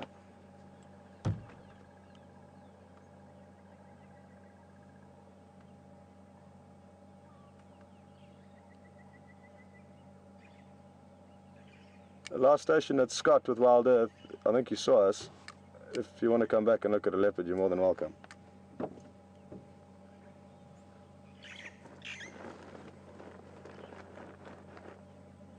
Well, maybe the radio's not working. Either way, tried our best to let them know. But it's hard to believe that people would not want to drive 50 meters off the road to look at a leopard.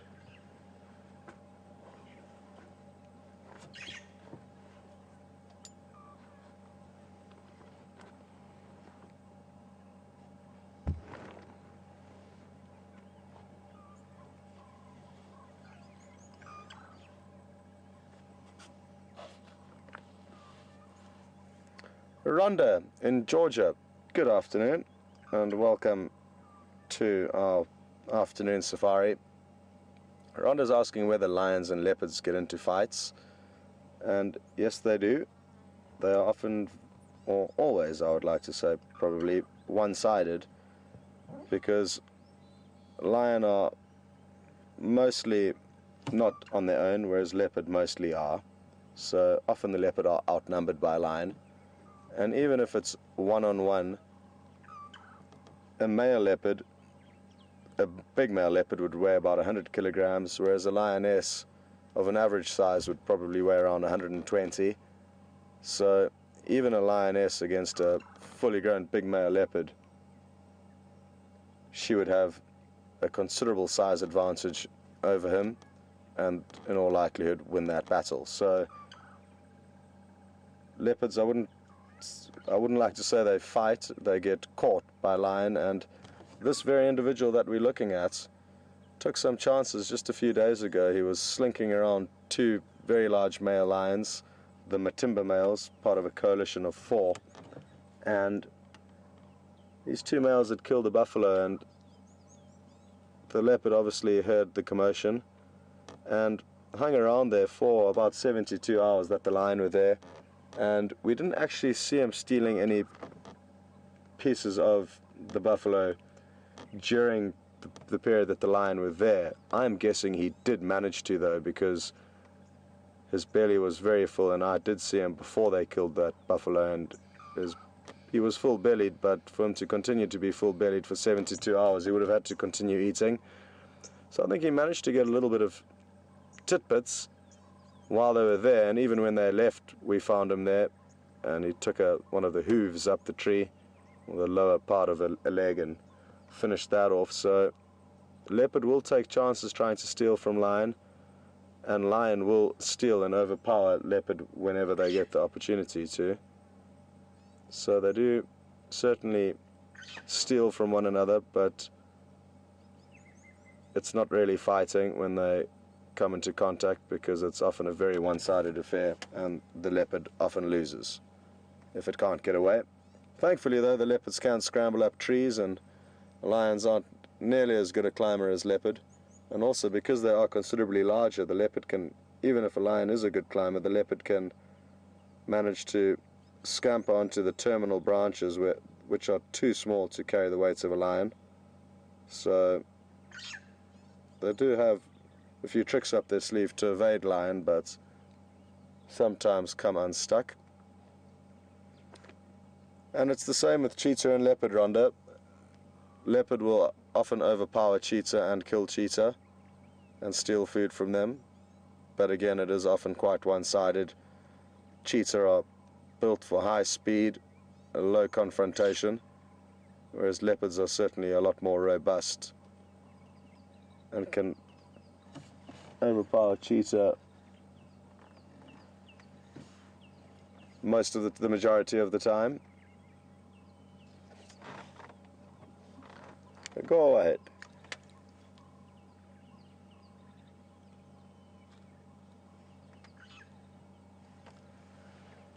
If you go down Twin Dams, as you cross through the drainage, before you get to the dam, just to the west of that, you'll get my visual, I'll call you in.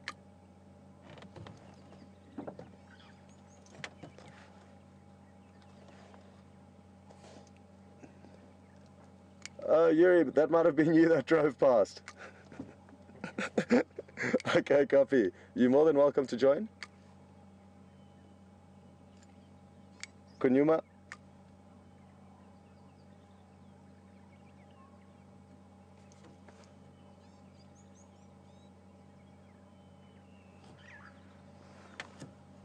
Yuri, it's Kunyuma.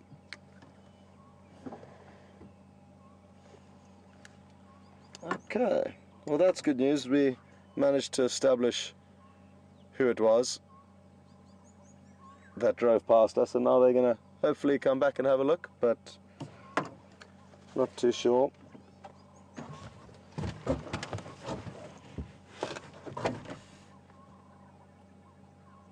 Either way, at least they know, and now they can make whatever decision they like. They are landowners, so they are spoilt with being able to come here whenever it suits them, I guess. So they may be fussy in terms of what they may be wanting to see.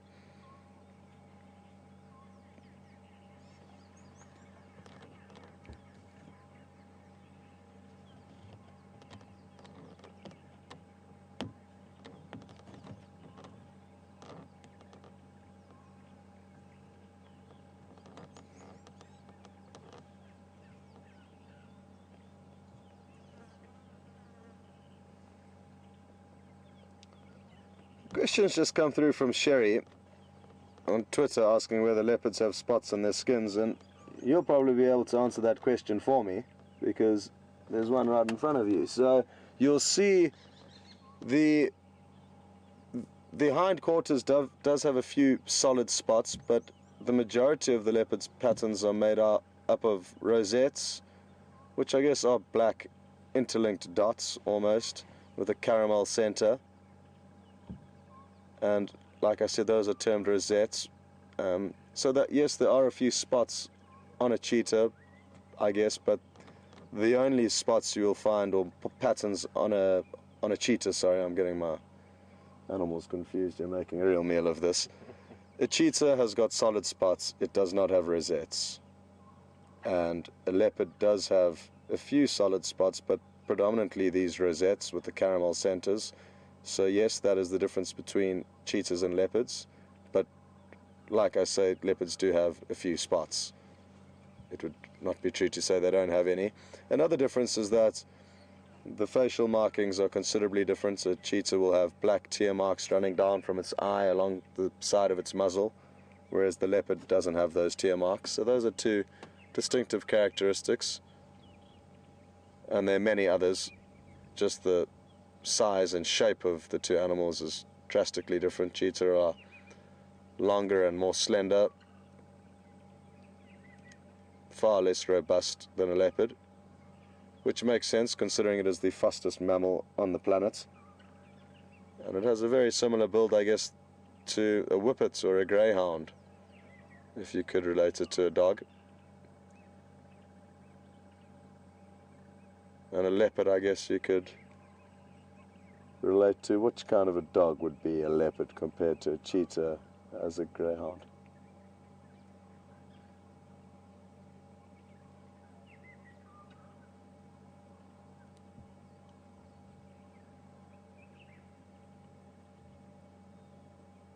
Oh, apologies, Sherry. I didn't copy the question properly from Alex. He's just corrected me. Sherry asked it if the spots that we can see are skin deep on the leopard.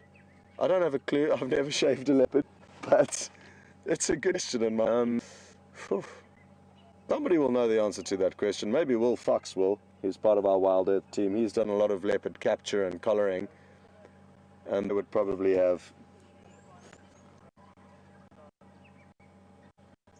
would have shaved. Take some of them, may know. Got your visual there, Craig. You'll see me shortly.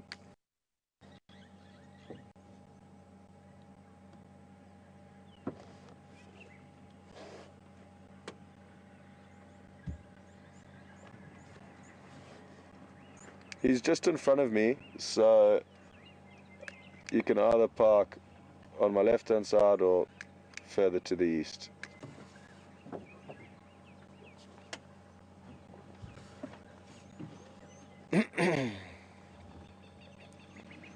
Yeah, Sherry, sorry I don't know the answer to that question, but it has got my mind thinking. I'm kind of torn to say, I don't know whether it would. I'm just trying to think. I think it may well. I think it may well be skin deep, but that's just a guess.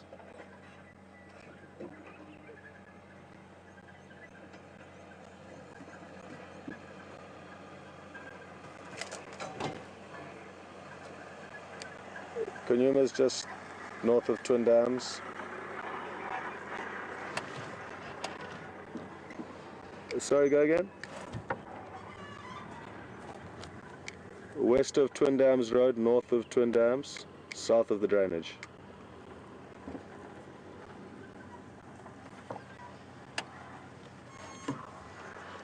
Go ahead. Yes, you're welcome.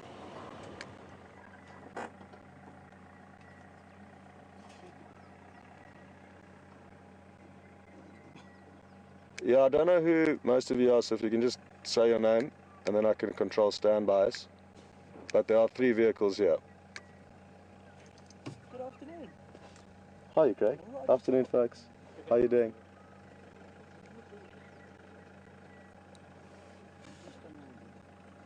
That looks like Yuri.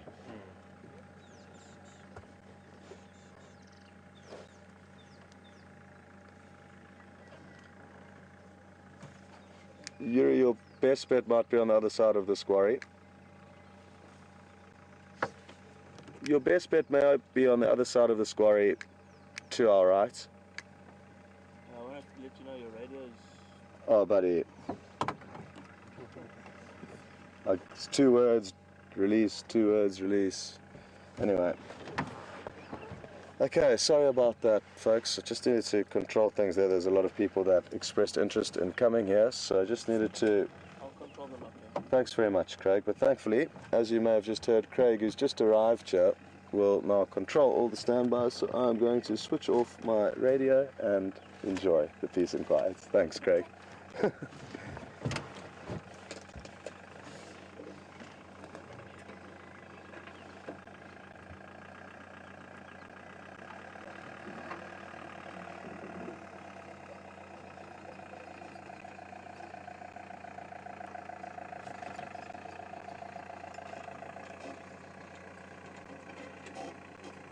Managed to find out you was on standby 1. No.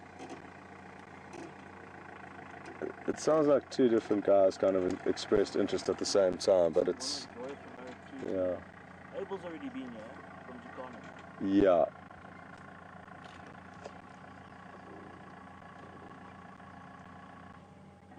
So this is another leopard, not the big one.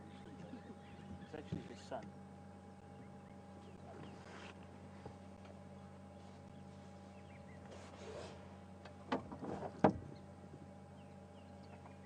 A negative, confirm you want a link to Mark?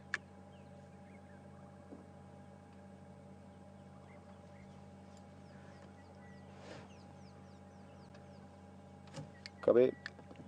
Okay, well, it sounds like Mark's found some better signal, so we're going to cut back to him, but not to worry, myself and Brian are not going to go anywhere, and hopefully this leopard will get up and start doing something, and we'll then call Alex and you'll come back to us. So until then, enjoy what Mark has in store for you.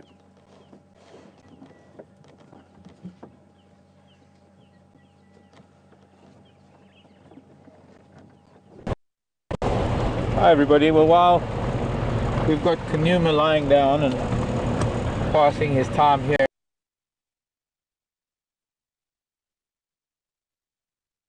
Gary Dam, let him just do his own thing. I'll have some more Ellies here. We're close to Treehouse Dam.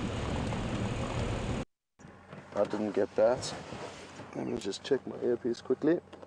Welcome back, folks. I presume Mark's signal cut out again, and that's why you're back with me.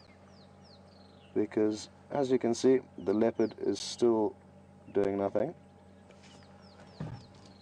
But that's better than no leopard at all. And my prediction of it getting up at 5:45 is way overdue now.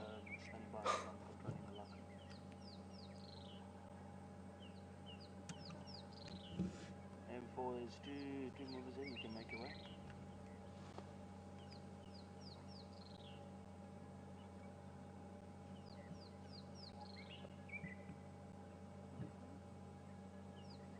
How's the shot looking there, Brian?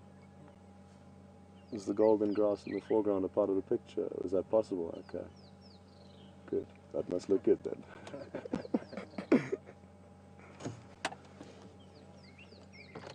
Sadly, my monitor's broken, and I've said it once, but it's important for any of you who may have joined a little bit more recently. I can't see exactly what Brian's filming, and it's a critical tool that helps me in knowing exactly what she's seeing. So sadly that's not functioning too well, so I've got no idea exactly of the shot you're viewing. But it's obviously a great one. The best.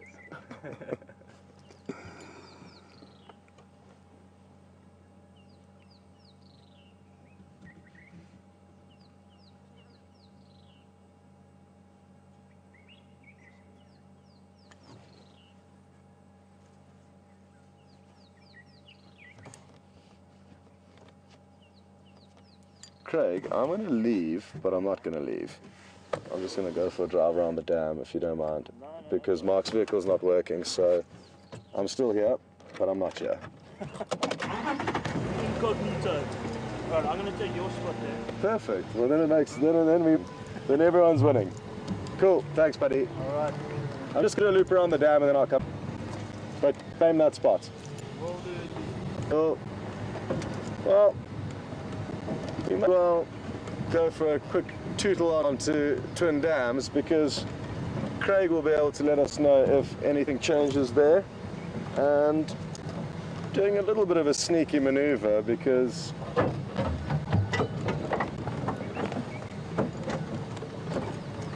technically when you're in a sighting, you're in a sight, but I'm going to hold our position there, but at the end of the day we found the animal, so without nobody, I don't feel bad taking liberties here. The other thing that is important to understand is that a lot of these game viewers have got a lot more access to traversing than we do. So I've probably seen a hell of a lot this afternoon already, because they can travel such big distances, whereas we're a little bit more limited due to the broadcasting area that we can broadcast from. So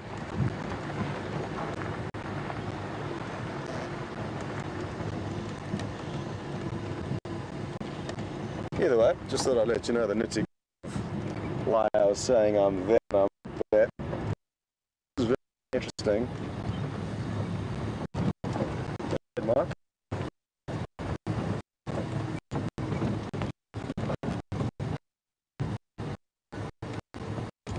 Yeah, go ahead.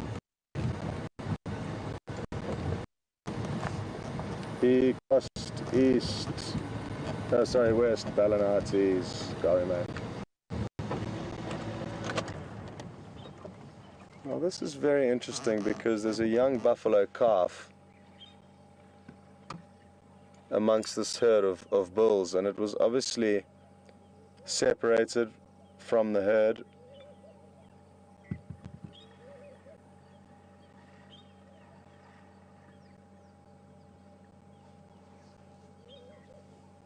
Copy from Philemon's Kotlani took Rebecca's, I think it is, all the way onto Ballinati's east. Sorry, west. So very interesting that this young calf is still, it seems to be doing okay, but it needs a large herd to come past. Hopefully its mother wasn't the buffalo that was killed, and you can see it's going up to this bull hoping to nurse from it, and this is sad to see. It must be starving. It probably can get a little bit of its diet from from grass, but it certainly will still need milk at this age. And sadly, until a large herd comes past, it could potentially reunite with its mother if he lost its mother just in the chaos, but it could be that he lost its mother to those two male lions. Because these buffalo appear to be heading all out in one direction, and we may get them to be able to walk past us.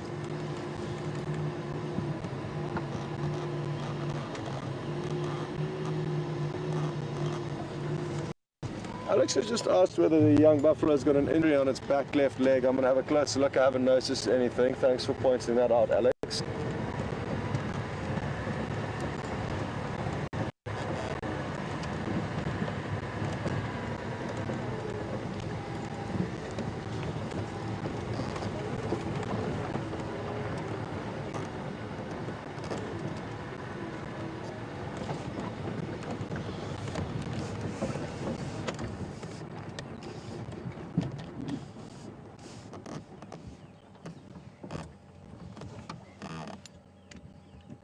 A beautiful setting, but a sad scenario for this young buffalo, and he's following that bull that he's obviously adopted as his foster parent. And a good move, because these bulls will certainly protect the youngster, and they'll go to all ends to do that. They really go the extra mile and will make contact with lions in order to free members of their herd or the same species. So at least it's got good protection, but it doesn't have food, and without food it's going to lose condition, and these bulls aren't going to be able to help it any further, sadly. Where shall we wait?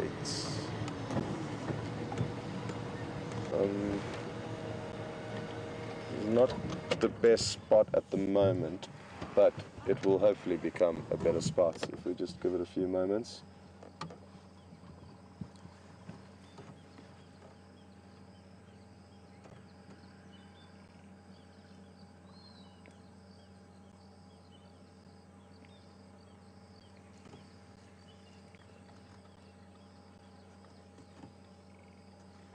Wouldn't it be interesting if Kunyuma caught sight of this young calf? It would certainly excite him, and it would be very interesting to see what would unfold.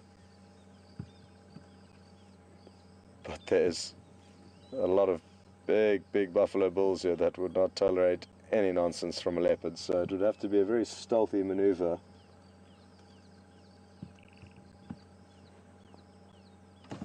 And there's one individual that's passing by, and should be beautiful because he's eye level with us. We're slightly lower down than him, and they just are monstrous animals.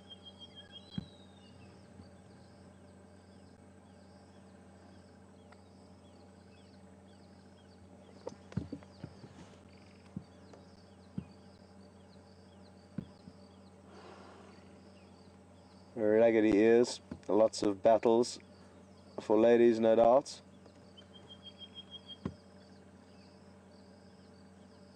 And he's heading off down into the riverbed, and there's a lot of lush green grass down there, so a good move. Let's see what the rest do. They are exhibiting caution, and I'm not sure if it's...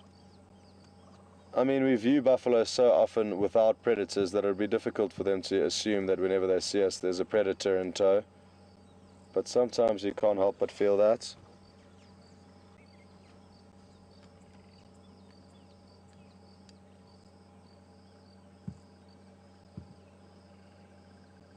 Go ahead, Mark.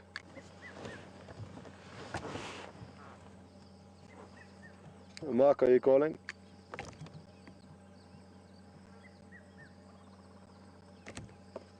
Okay, copy.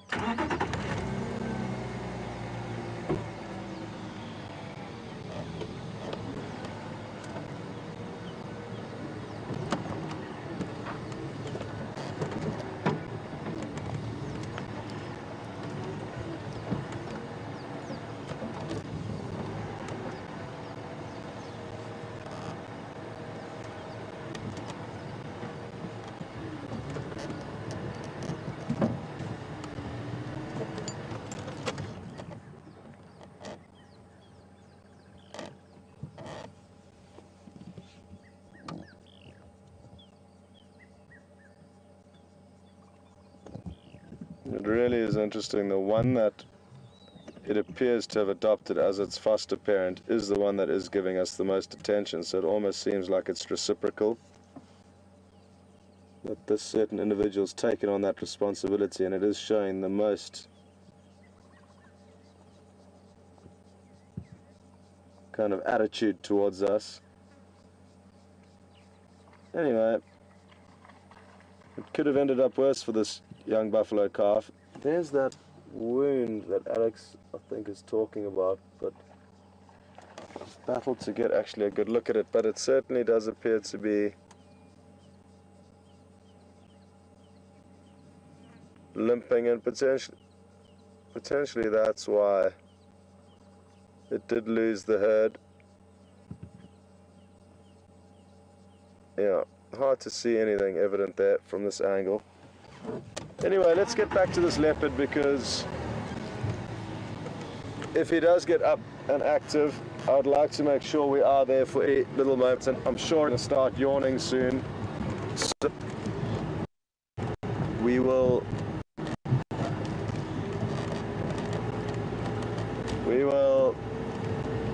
make sure we are in position to enjoy that, considering we spent all afternoon waiting for this to happen. So just a minute or two and we'll be back with the leopard, and I'm fairly certain it's going to be long before he starts at least yawning, putting his head up. And the reason why I do want to make sure we're close by is because if he does get active and heads in a certain direction, we could lose him very quickly. So just need to make sure we make the most of this opportunity. And it's that beautiful, cool stage of the evening again. I really love, and it's going to continue to get better as the sun begins to dip down over the horizon. Probably another 15 minutes until the sun goes down.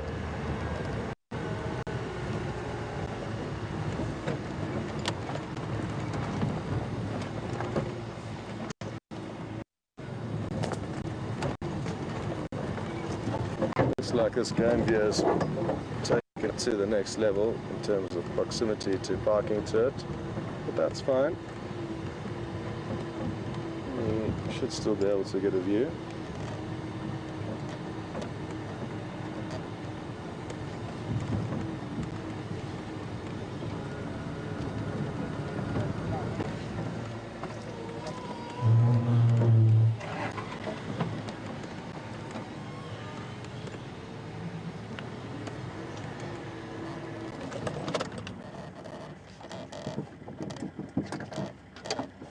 Okay, copy, perfect. No problems.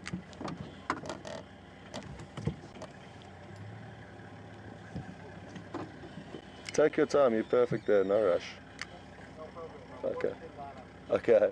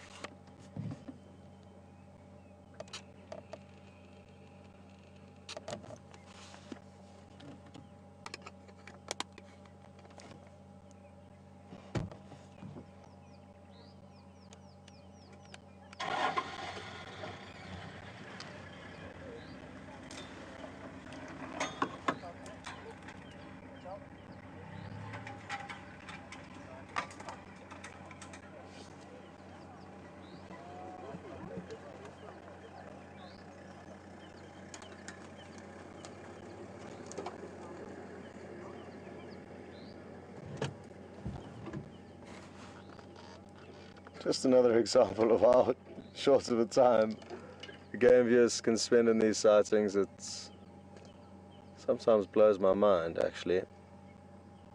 But like I say, they do have pressure from their guests, but I can't help but feel that people don't spend long enough with these animals.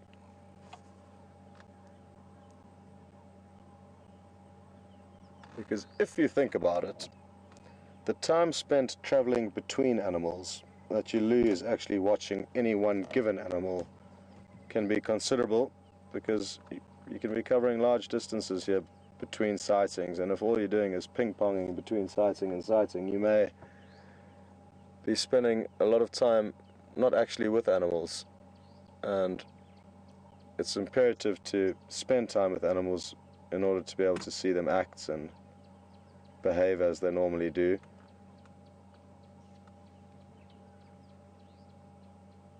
And I would rather invest time and effort into one animal and then get a chance of seeing some special sightings rather than bouncing between many and just ticking off animals from a list. So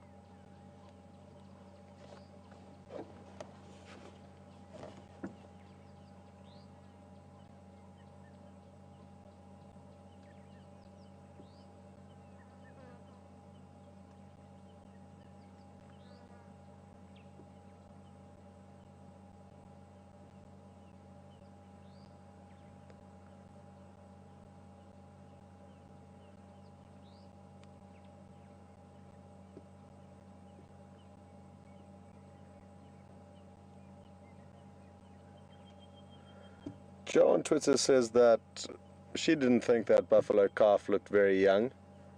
To put things in perspective, if you think of the wildebeest that we've been looking at, they don't look young anymore, but they're only 2 months old and certainly still nursing. So, and I think it is a longer period of time for nursing for buffalo. I don't know of the exact time, but I'm guessing at around 6 months would be the period in which it would need to drink milk. Obviously a lot more in the beginning, and its mother would wean it off towards the end of that 6 month period, but I think about a 6 month period or possibly even longer for nursing. But I don't know exactly how old that buffalo is. I just can't help but feel that it is still requiring milk. I'm sure there will be ways of establishing more accurately as to how old it is, but for me it would be a guess as at around 6 months to 8 months of age. So maybe at the end of weaning.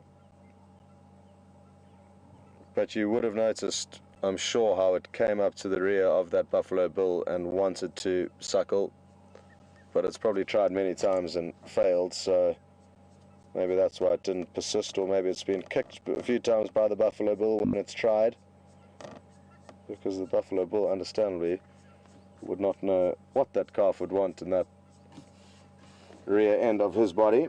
So good question though. I'm not too sure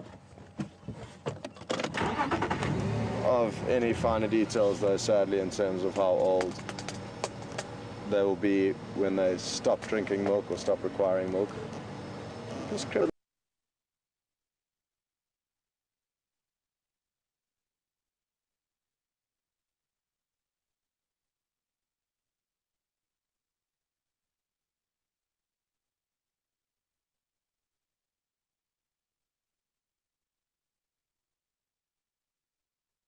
sadly, it's a bit.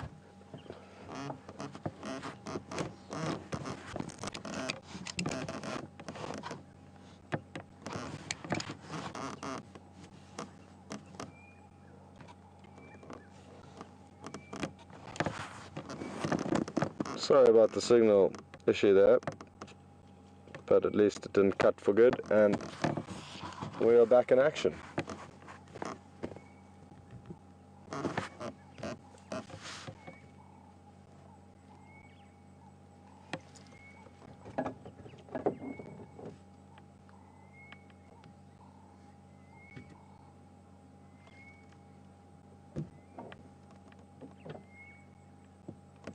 Perfect.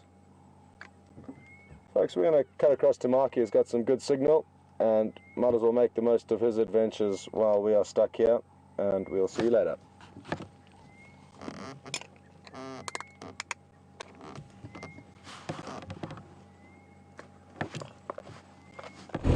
Hi everybody. Been a wonderful afternoon driving around with this almost winter, it's like a wintry sky, not a cloud in the sky, lovely blue skies. I've just had 2 African hawk eagles fly from a marula tree over onto Rebecca's Road. I don't know if we're going to be able to see them from here where they landed, but just an incredible pair of eagles to watch, because they're one of the few pairs of eagles who hunt cooperatively, and to watch their hunting methods for those eagles that they're just flying again. Both of them, they're going to land in that next marula. Oh, fantastic.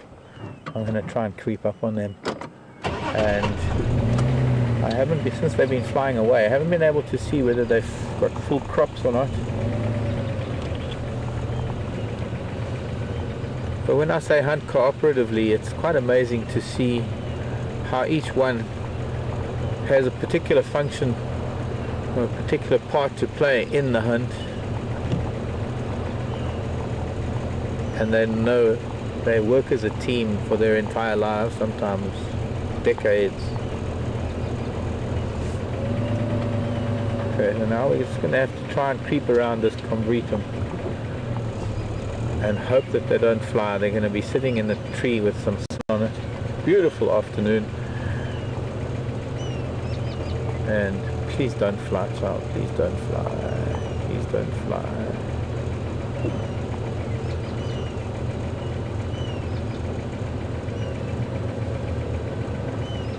And the other one, there we go. Oh. I've waited. We've been seeing a few eagles of late, and I've been waiting for the day that we get to actually get to see these 2 off. There go one that looks like the female that just flew, and there goes the male. He is a little bit smaller, very white underneath, very characteristic patterning to their wings. They've got these what we call white windows in the wing, flying way across. I don't know if you're going to get them through there. I just saw one. They're flying up. You sit in a tree there. Yeah. Quite hot. Okay, well, we've got a few days left, and we can still, they're around, so maybe we can get close to them at some point. I've noticed a lot of elephant tracks around. There were elephants down at Treehouse Dam earlier today. I guess we just kind of missed them. And well, quite a lot of elephant activity in general.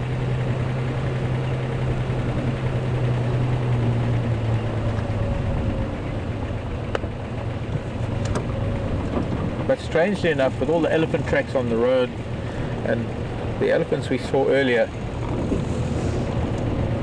I'm battling to find another one this afternoon.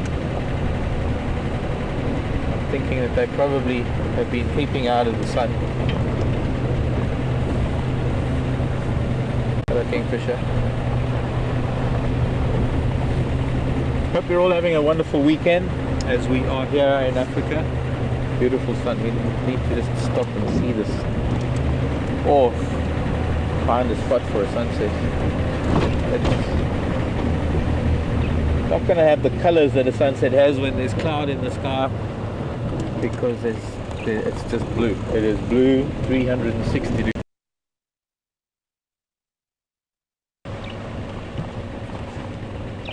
Let's see if I can just quickly turn around.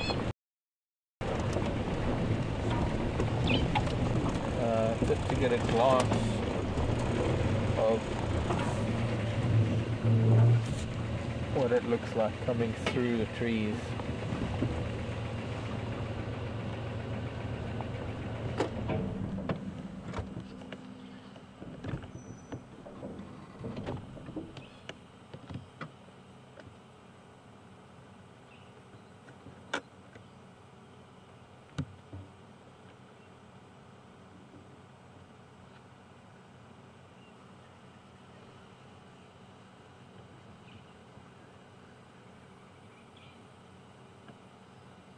Oh, there's a chameleon.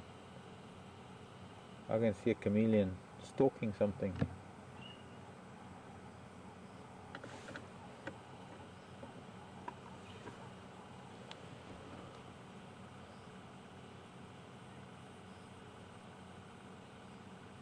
Before it disappears, come back to sunset. On the road, I'm going to go forward. I don't know if it's stalking something or it's just pretending not to be. Look, can you see it? Just on the side of the road. Very dark.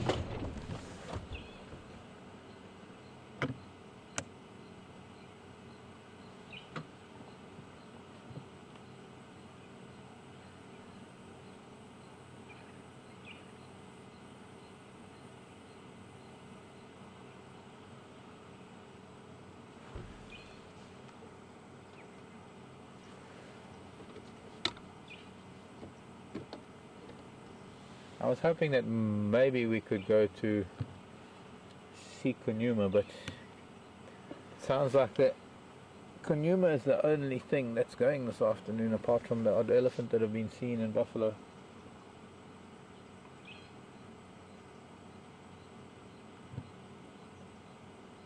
Should I go forward a little bit? We'll get him more on the side. Yeah? Yeah, sure.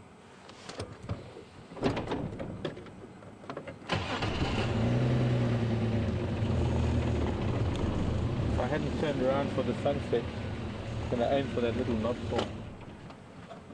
Well, I wouldn't have seen it.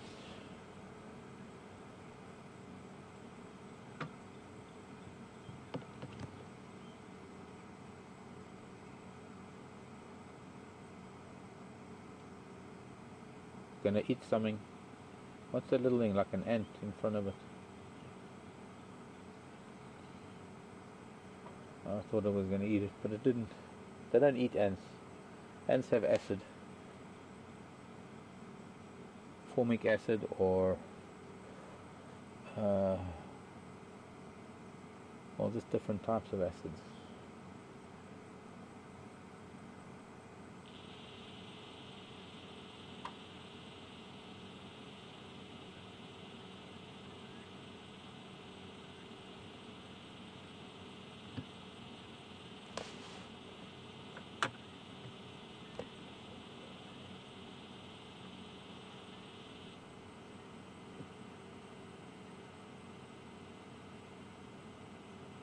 If it moves too fast, it becomes visible to the very predators that are looking out for something like a lizard or something small moving. So, very hesitant moves are what make a chameleon survive till old age.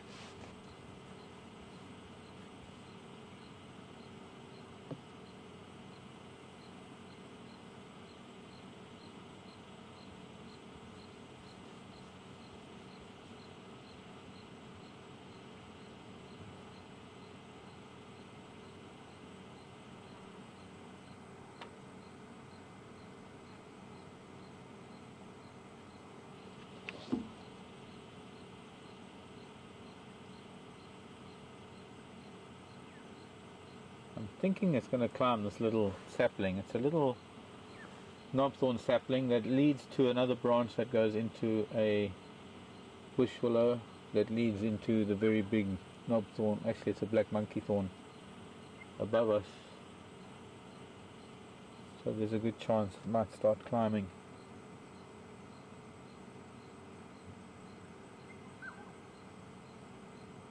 Maybe be a little bit better, a little bit more visible. I'm sure it must be quite hard to see on your screens, but it's... Are you going to chameleon? Are you? Yes? No? Ignore the tree then.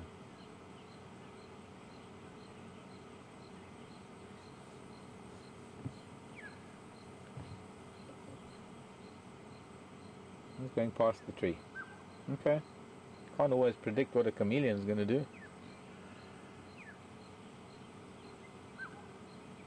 Let alone elephants.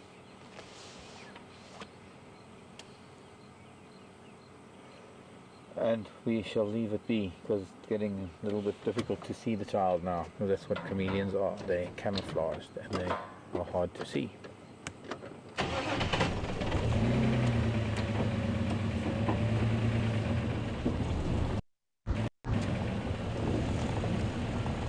So I was thinking of maybe trying to find a way to go and visit Kunyuma with Scott, but it sounds like there isn't happening this afternoon in terms of being a really hot afternoon, and animals haven't started crawling out of the woodwork. There are some lying up on Bushelshoek, but not many vehicles can go there. So most of the game drive vehicles need to bring their guests past Kunyuma and have a look at him. And well, we just can't. If Scott is there, we can't crowd the sighting by having us there as well. Which means we're going to be looking for something else. I found Mbula's tracks. He walked past Treehouse Dam at some stage and then crossed Gowrie Main heading south at Little Gowrie. So it was Mbula.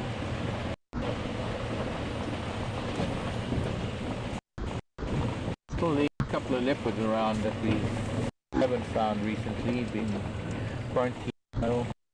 Brother of Kunyuma. And of course Mom Barula.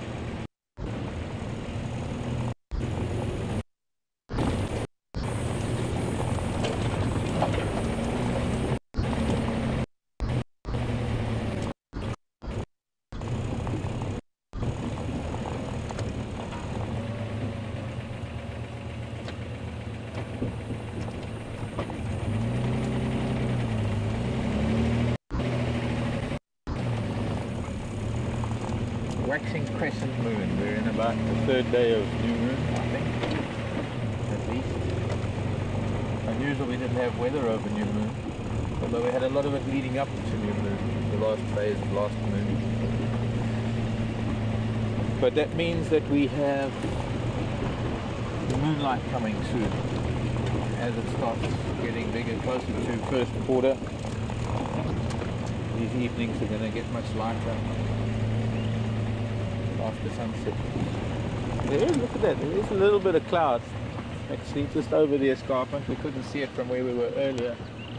I want to try and get up onto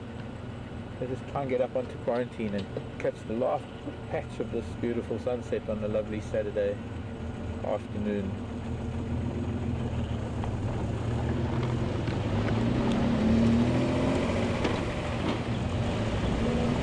Best high ground I can find on short notice.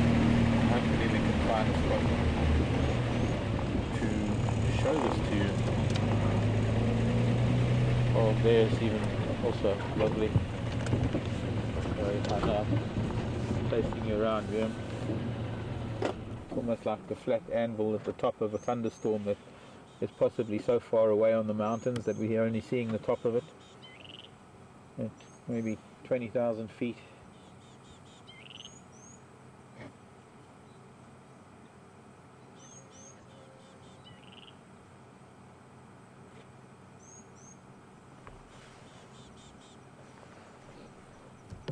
So we're going to lose it if we don't go and see another angle. Also, we'll see who's up on quarantine. It's a lovely scene around Duma Dam. When we were with the elephant, all the wildebeest, and there was zebra on the other side, the wildebeest, the buffalo. It was quite a lovely scene. Quite amazing, at one point there was one female impala being chased by 5 males. And I thought a little early for that kind of behavior. The behavior normally only starts around April, May. But maybe they are trying to get their harems together already. Prompted by some cooler weather. We'll see tomorrow, see what kind of things are happening with the impala tomorrow. Where we're going to get a better, best view of sunset from here on quarantine, hoping that maybe there's an elephant. But the marula trees have pretty much finished dropping their fruit now, so that this frenzy of elephants try and harvest the crop of marulas from these marula trees is pretty much over.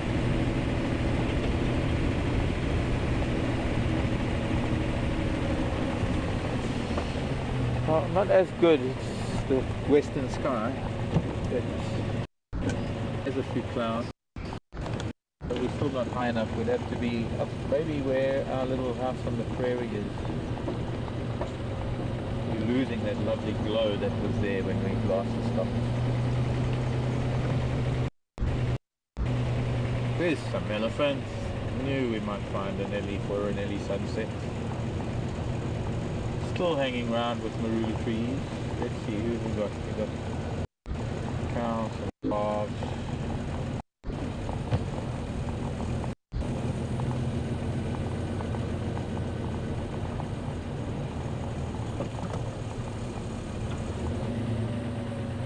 Hopefully they're going to move into our sunset. We'll stop here. Oh, sorry. Just a little bit too soon, but hopefully she'll move forward. Or I will. I wanted to have her with the sunset maybe, but light is gone.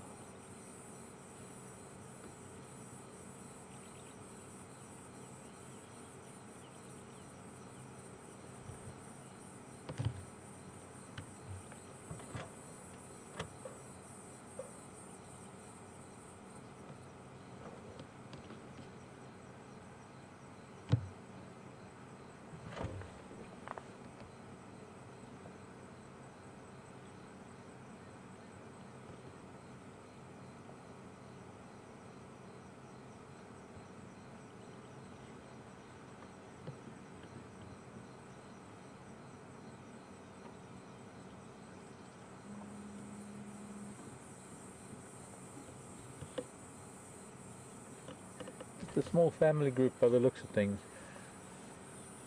There's 3 of them, I think. You see any more from your angle? I've only seen 3 so far. Yeah.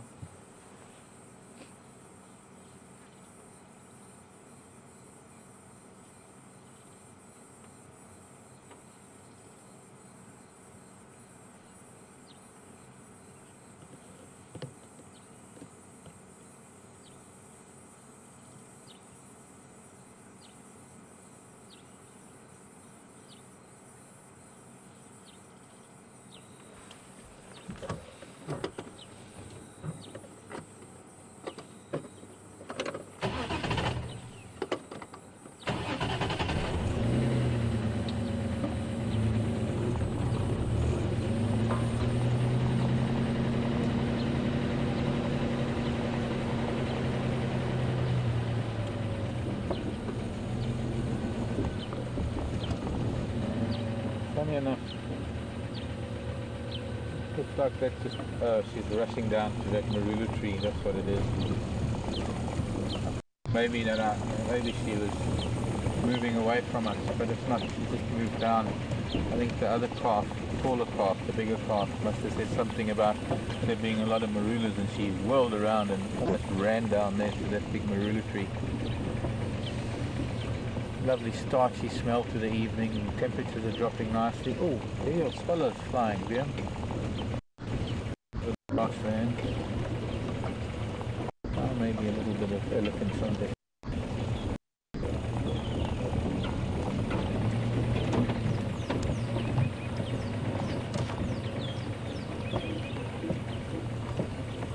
Feasting on marula fruits.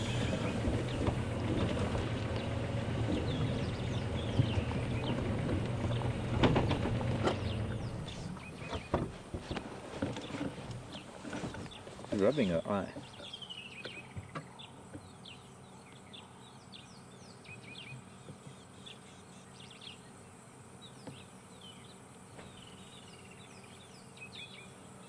A lot of time I've been asked a question about how the succession of matriarchs work in elephant society, and I think what we're witnessing here is one of those times when, and she's looking very heavy. If we have a look, we're going to be right behind her now as we sort of move around.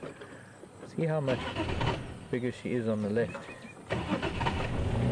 And it's right about now that she should be having another calf, by the looks of things. The calf that she's with, that youngster, that's probably at least 5 years old. and the other calf looks like it's, well, maybe around 10ish, maybe just prepubescent, and she's pretty round.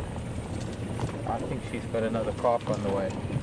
Now, what could have happened, and what was most likely here, is that she and her sisters have been following their mother around for decades. This is a possible example, and that mom maybe passed away, and so all the older sisters then became their own matriarchs, and she is now old enough, and she is now experienced enough. She'd probably learnt enough from her mother to follow her mother's pathway over time, to be able to take her children to the places where they need to feed and need to be at different times of the year.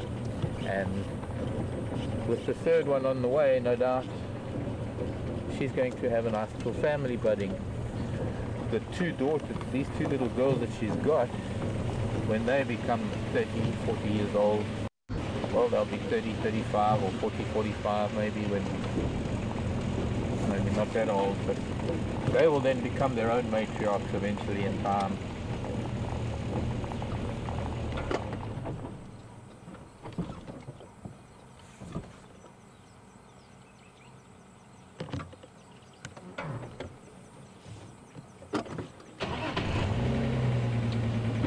Another possibility is that there's another part of the herd that is further up, and she's just catching up with them. Let me just tag along, see if they're going to get to this next marula tree. She just pulled the calf over because she found something to eat that she's probably wanting to teach it.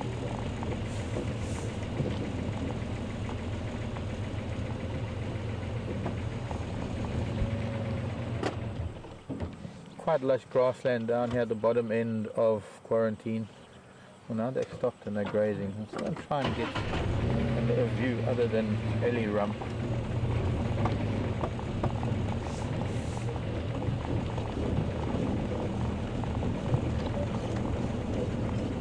Feeding on a lot of grasses. She's showing the calf probably which ones to feed on. Good evening, Mrs. E. Hello, children.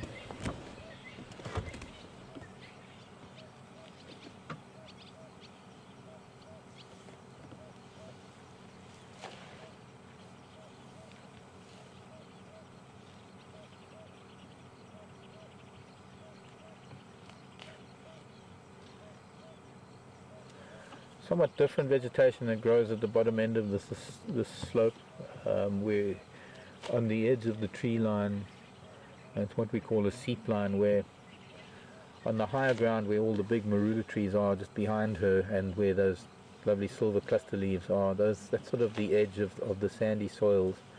And below that, these are sweet grasses, where a lot of the water that soaks into the sandy soils seeps under the sandy soils and hits the clay layer that slowly brings it down towards the drainage lines. And as you get closer to these drainage lines where we're sitting now, that sandy soil diminishes until you almost get a clay layer on the surface, and that brings water back to the surface, which is why it's called a seep line, because the water seeps out at the bottom end of the slope and creates really lush green grasses and almost semi-wetland at times. And they're feeding on a lot of these grasses down here, as opposed to perhaps higher up where the big marula trees are. Got a lot of herbs and forbs and slightly more sour soils.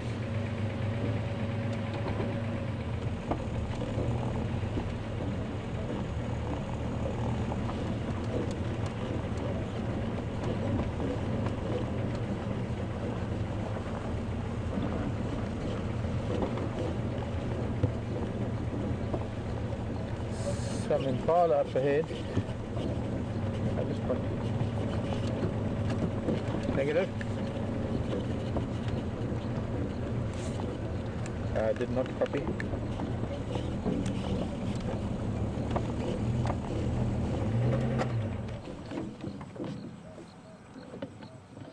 Okay, just want at least a minute with these from the front.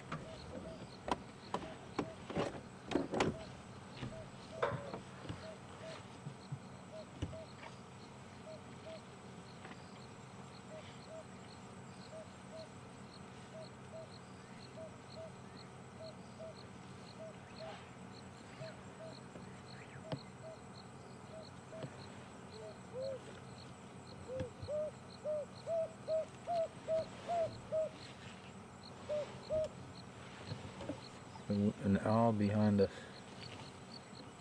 I think. It might be a wood owl.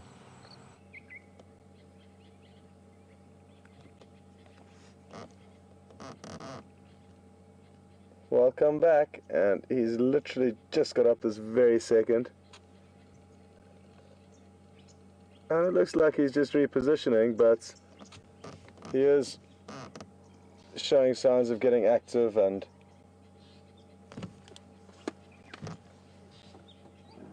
I'm so happy you did get to see him move just a little bit before we close. Go ahead. Affirmative.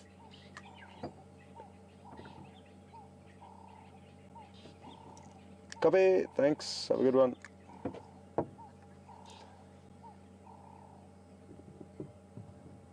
It's so bizarre.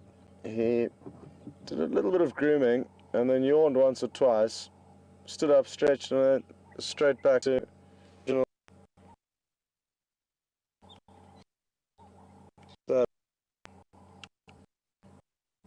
No, like this is now showing us some signs of movement.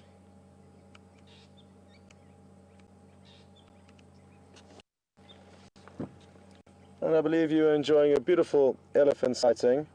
So sorry to cut that short with Ian.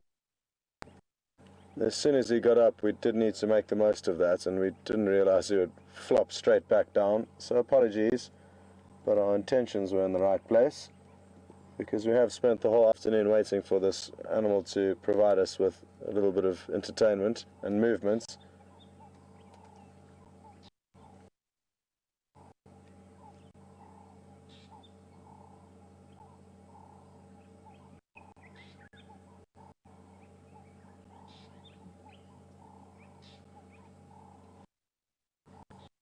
Pam on Twitter, you are the winner. Guessing 655, so you will be hopefully receiving a leopard whispering certificate in the post. A leopard predictions. And well done, Pam. I'm glad you are the winner, and I'm sorry you don't get a prize, but you can call yourself the winner, and that's good enough, I think. I was over an hour off, so that shows you my leopard whispering or leopard minding abilities.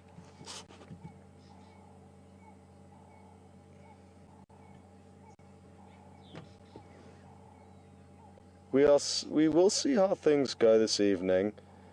If by chance he shows signs of getting up in the next few minutes, then we may well extend the broadcast, but if not, we will leave him be and start our journey back to Manuletti, which is where we stay every evening.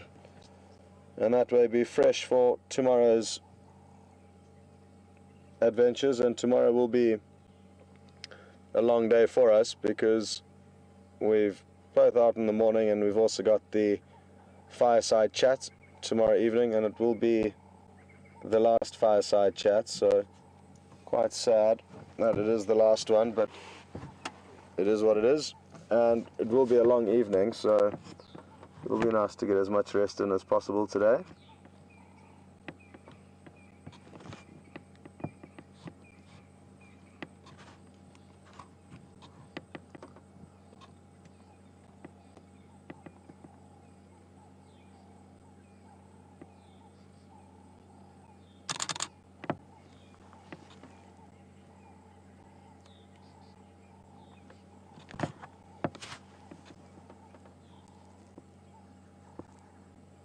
Come on, Kunyuma, there's lots of people all around the world wanting to see you strut your stuff.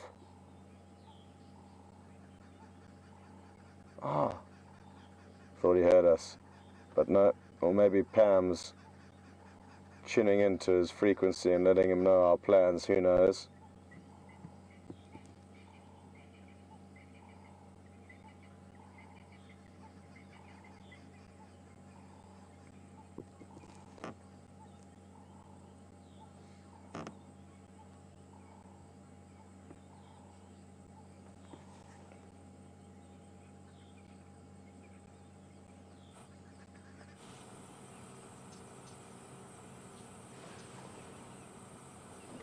I just drove ahead of the three that we were with, and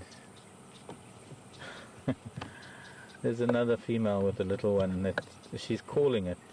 She's following it because the little one is charging us. Hello, baby. You are just too gorgeous. Don't let your mother catch you close to us because she'll take it out on me. Yes, you're very brave. Hello, baby. Hello, baby. I love you.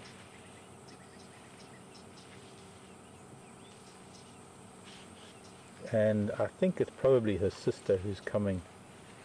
The other female that's behind us.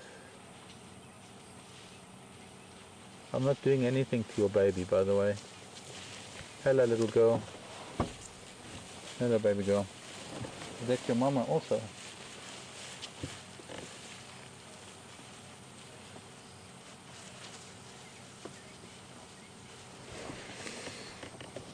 From myself and Veer Monjiga, I just want to say we've had a lovely afternoon. Short moments of absolute joy and pleasure. And just before I say goodbye, we'll probably go back to Scott to say goodbye. We've got the three we were with and this mum and her calf all meeting up shortly. And it is getting dark, it's getting dark. They're moving off into the western edge of quarantine anyway, into thicker bush, and well, little one's playing inside that senna. He's being very brave. So yeah, let's thanks for everything from my side. Thanks for joining us. We'll see you tomorrow morning. From myself and Veer Monjiga, back to Scott.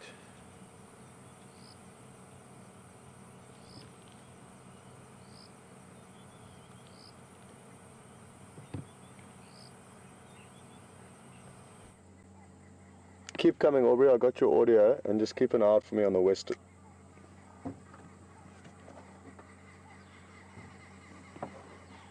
Welcome back, folks. Sorry, I was just helping Aubrey into the sighting. He's just approaching, and I had to go back to, and I believe it was a beautiful, beautiful sighting that you had. So that's good, and I look forward to hearing about it. See.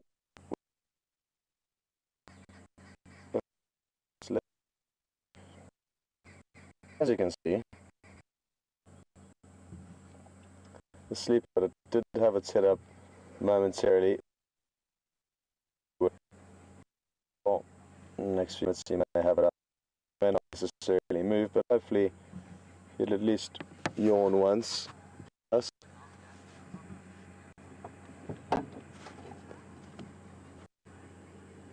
Get our visual now, Aubrey.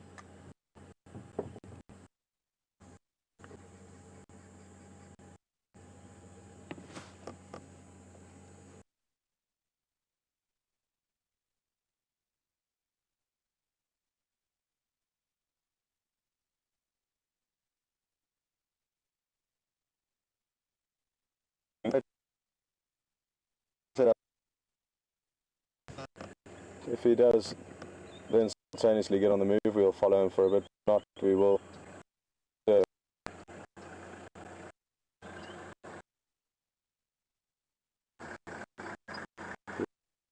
It's a possible time. We will decide today.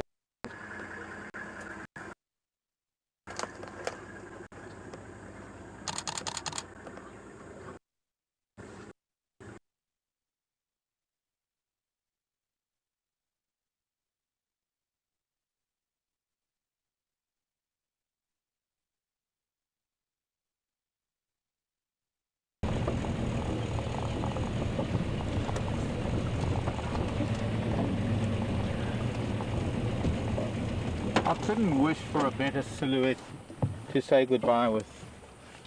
And Scott having signal issues, and I didn't say goodbye properly. Well, I did, because we had elephant and it was beautiful. I mean, look at this. This most beautiful summer evening. I wish I could bring you all through the camera and join me here, but unfortunately I can't. This is the closest we're going to get to it, and of course that is a really amazing thing. Earlier I mentioned that the creator of WildEarth, Graham, it's his birthday today, and a great big happy birthday from all of us here, the whole crew here. Graham, we'll raise a glass to you this evening with, I don't know, fruit juice. And certainly a belated one on Sunday night after our fireside chat. We might have a few, because some of the guys said, well, Jason's going to be leaving, so we're going to have a little farewell. Now, just before I go, and while birthdays are one thing, there are, of course, the other side of life where sometimes people pass. And one of our long-time viewers, Jackie, in Michigan, passed away. And so my condolences and WildEarth condolences to the family of Jackie. And, well, this is something that happens over time. We've been going at it for a long time, for a number of years now. And, well, our penultimate Saturday evening from myself, all of us here, Alex and Jason in final control, Viam on the camera, Brian and Scott on Wendy. We'll see you first thing tomorrow morning, on our morning, cracking of dawn on a lovely Sunday morning. Bye everybody, love you lots. And there's a sunset, an afterglow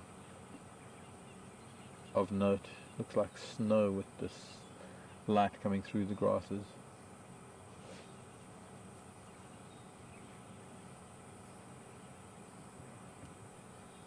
I asked the elephants, but they were heading west. They wanted to go off into the thick bush, by the way.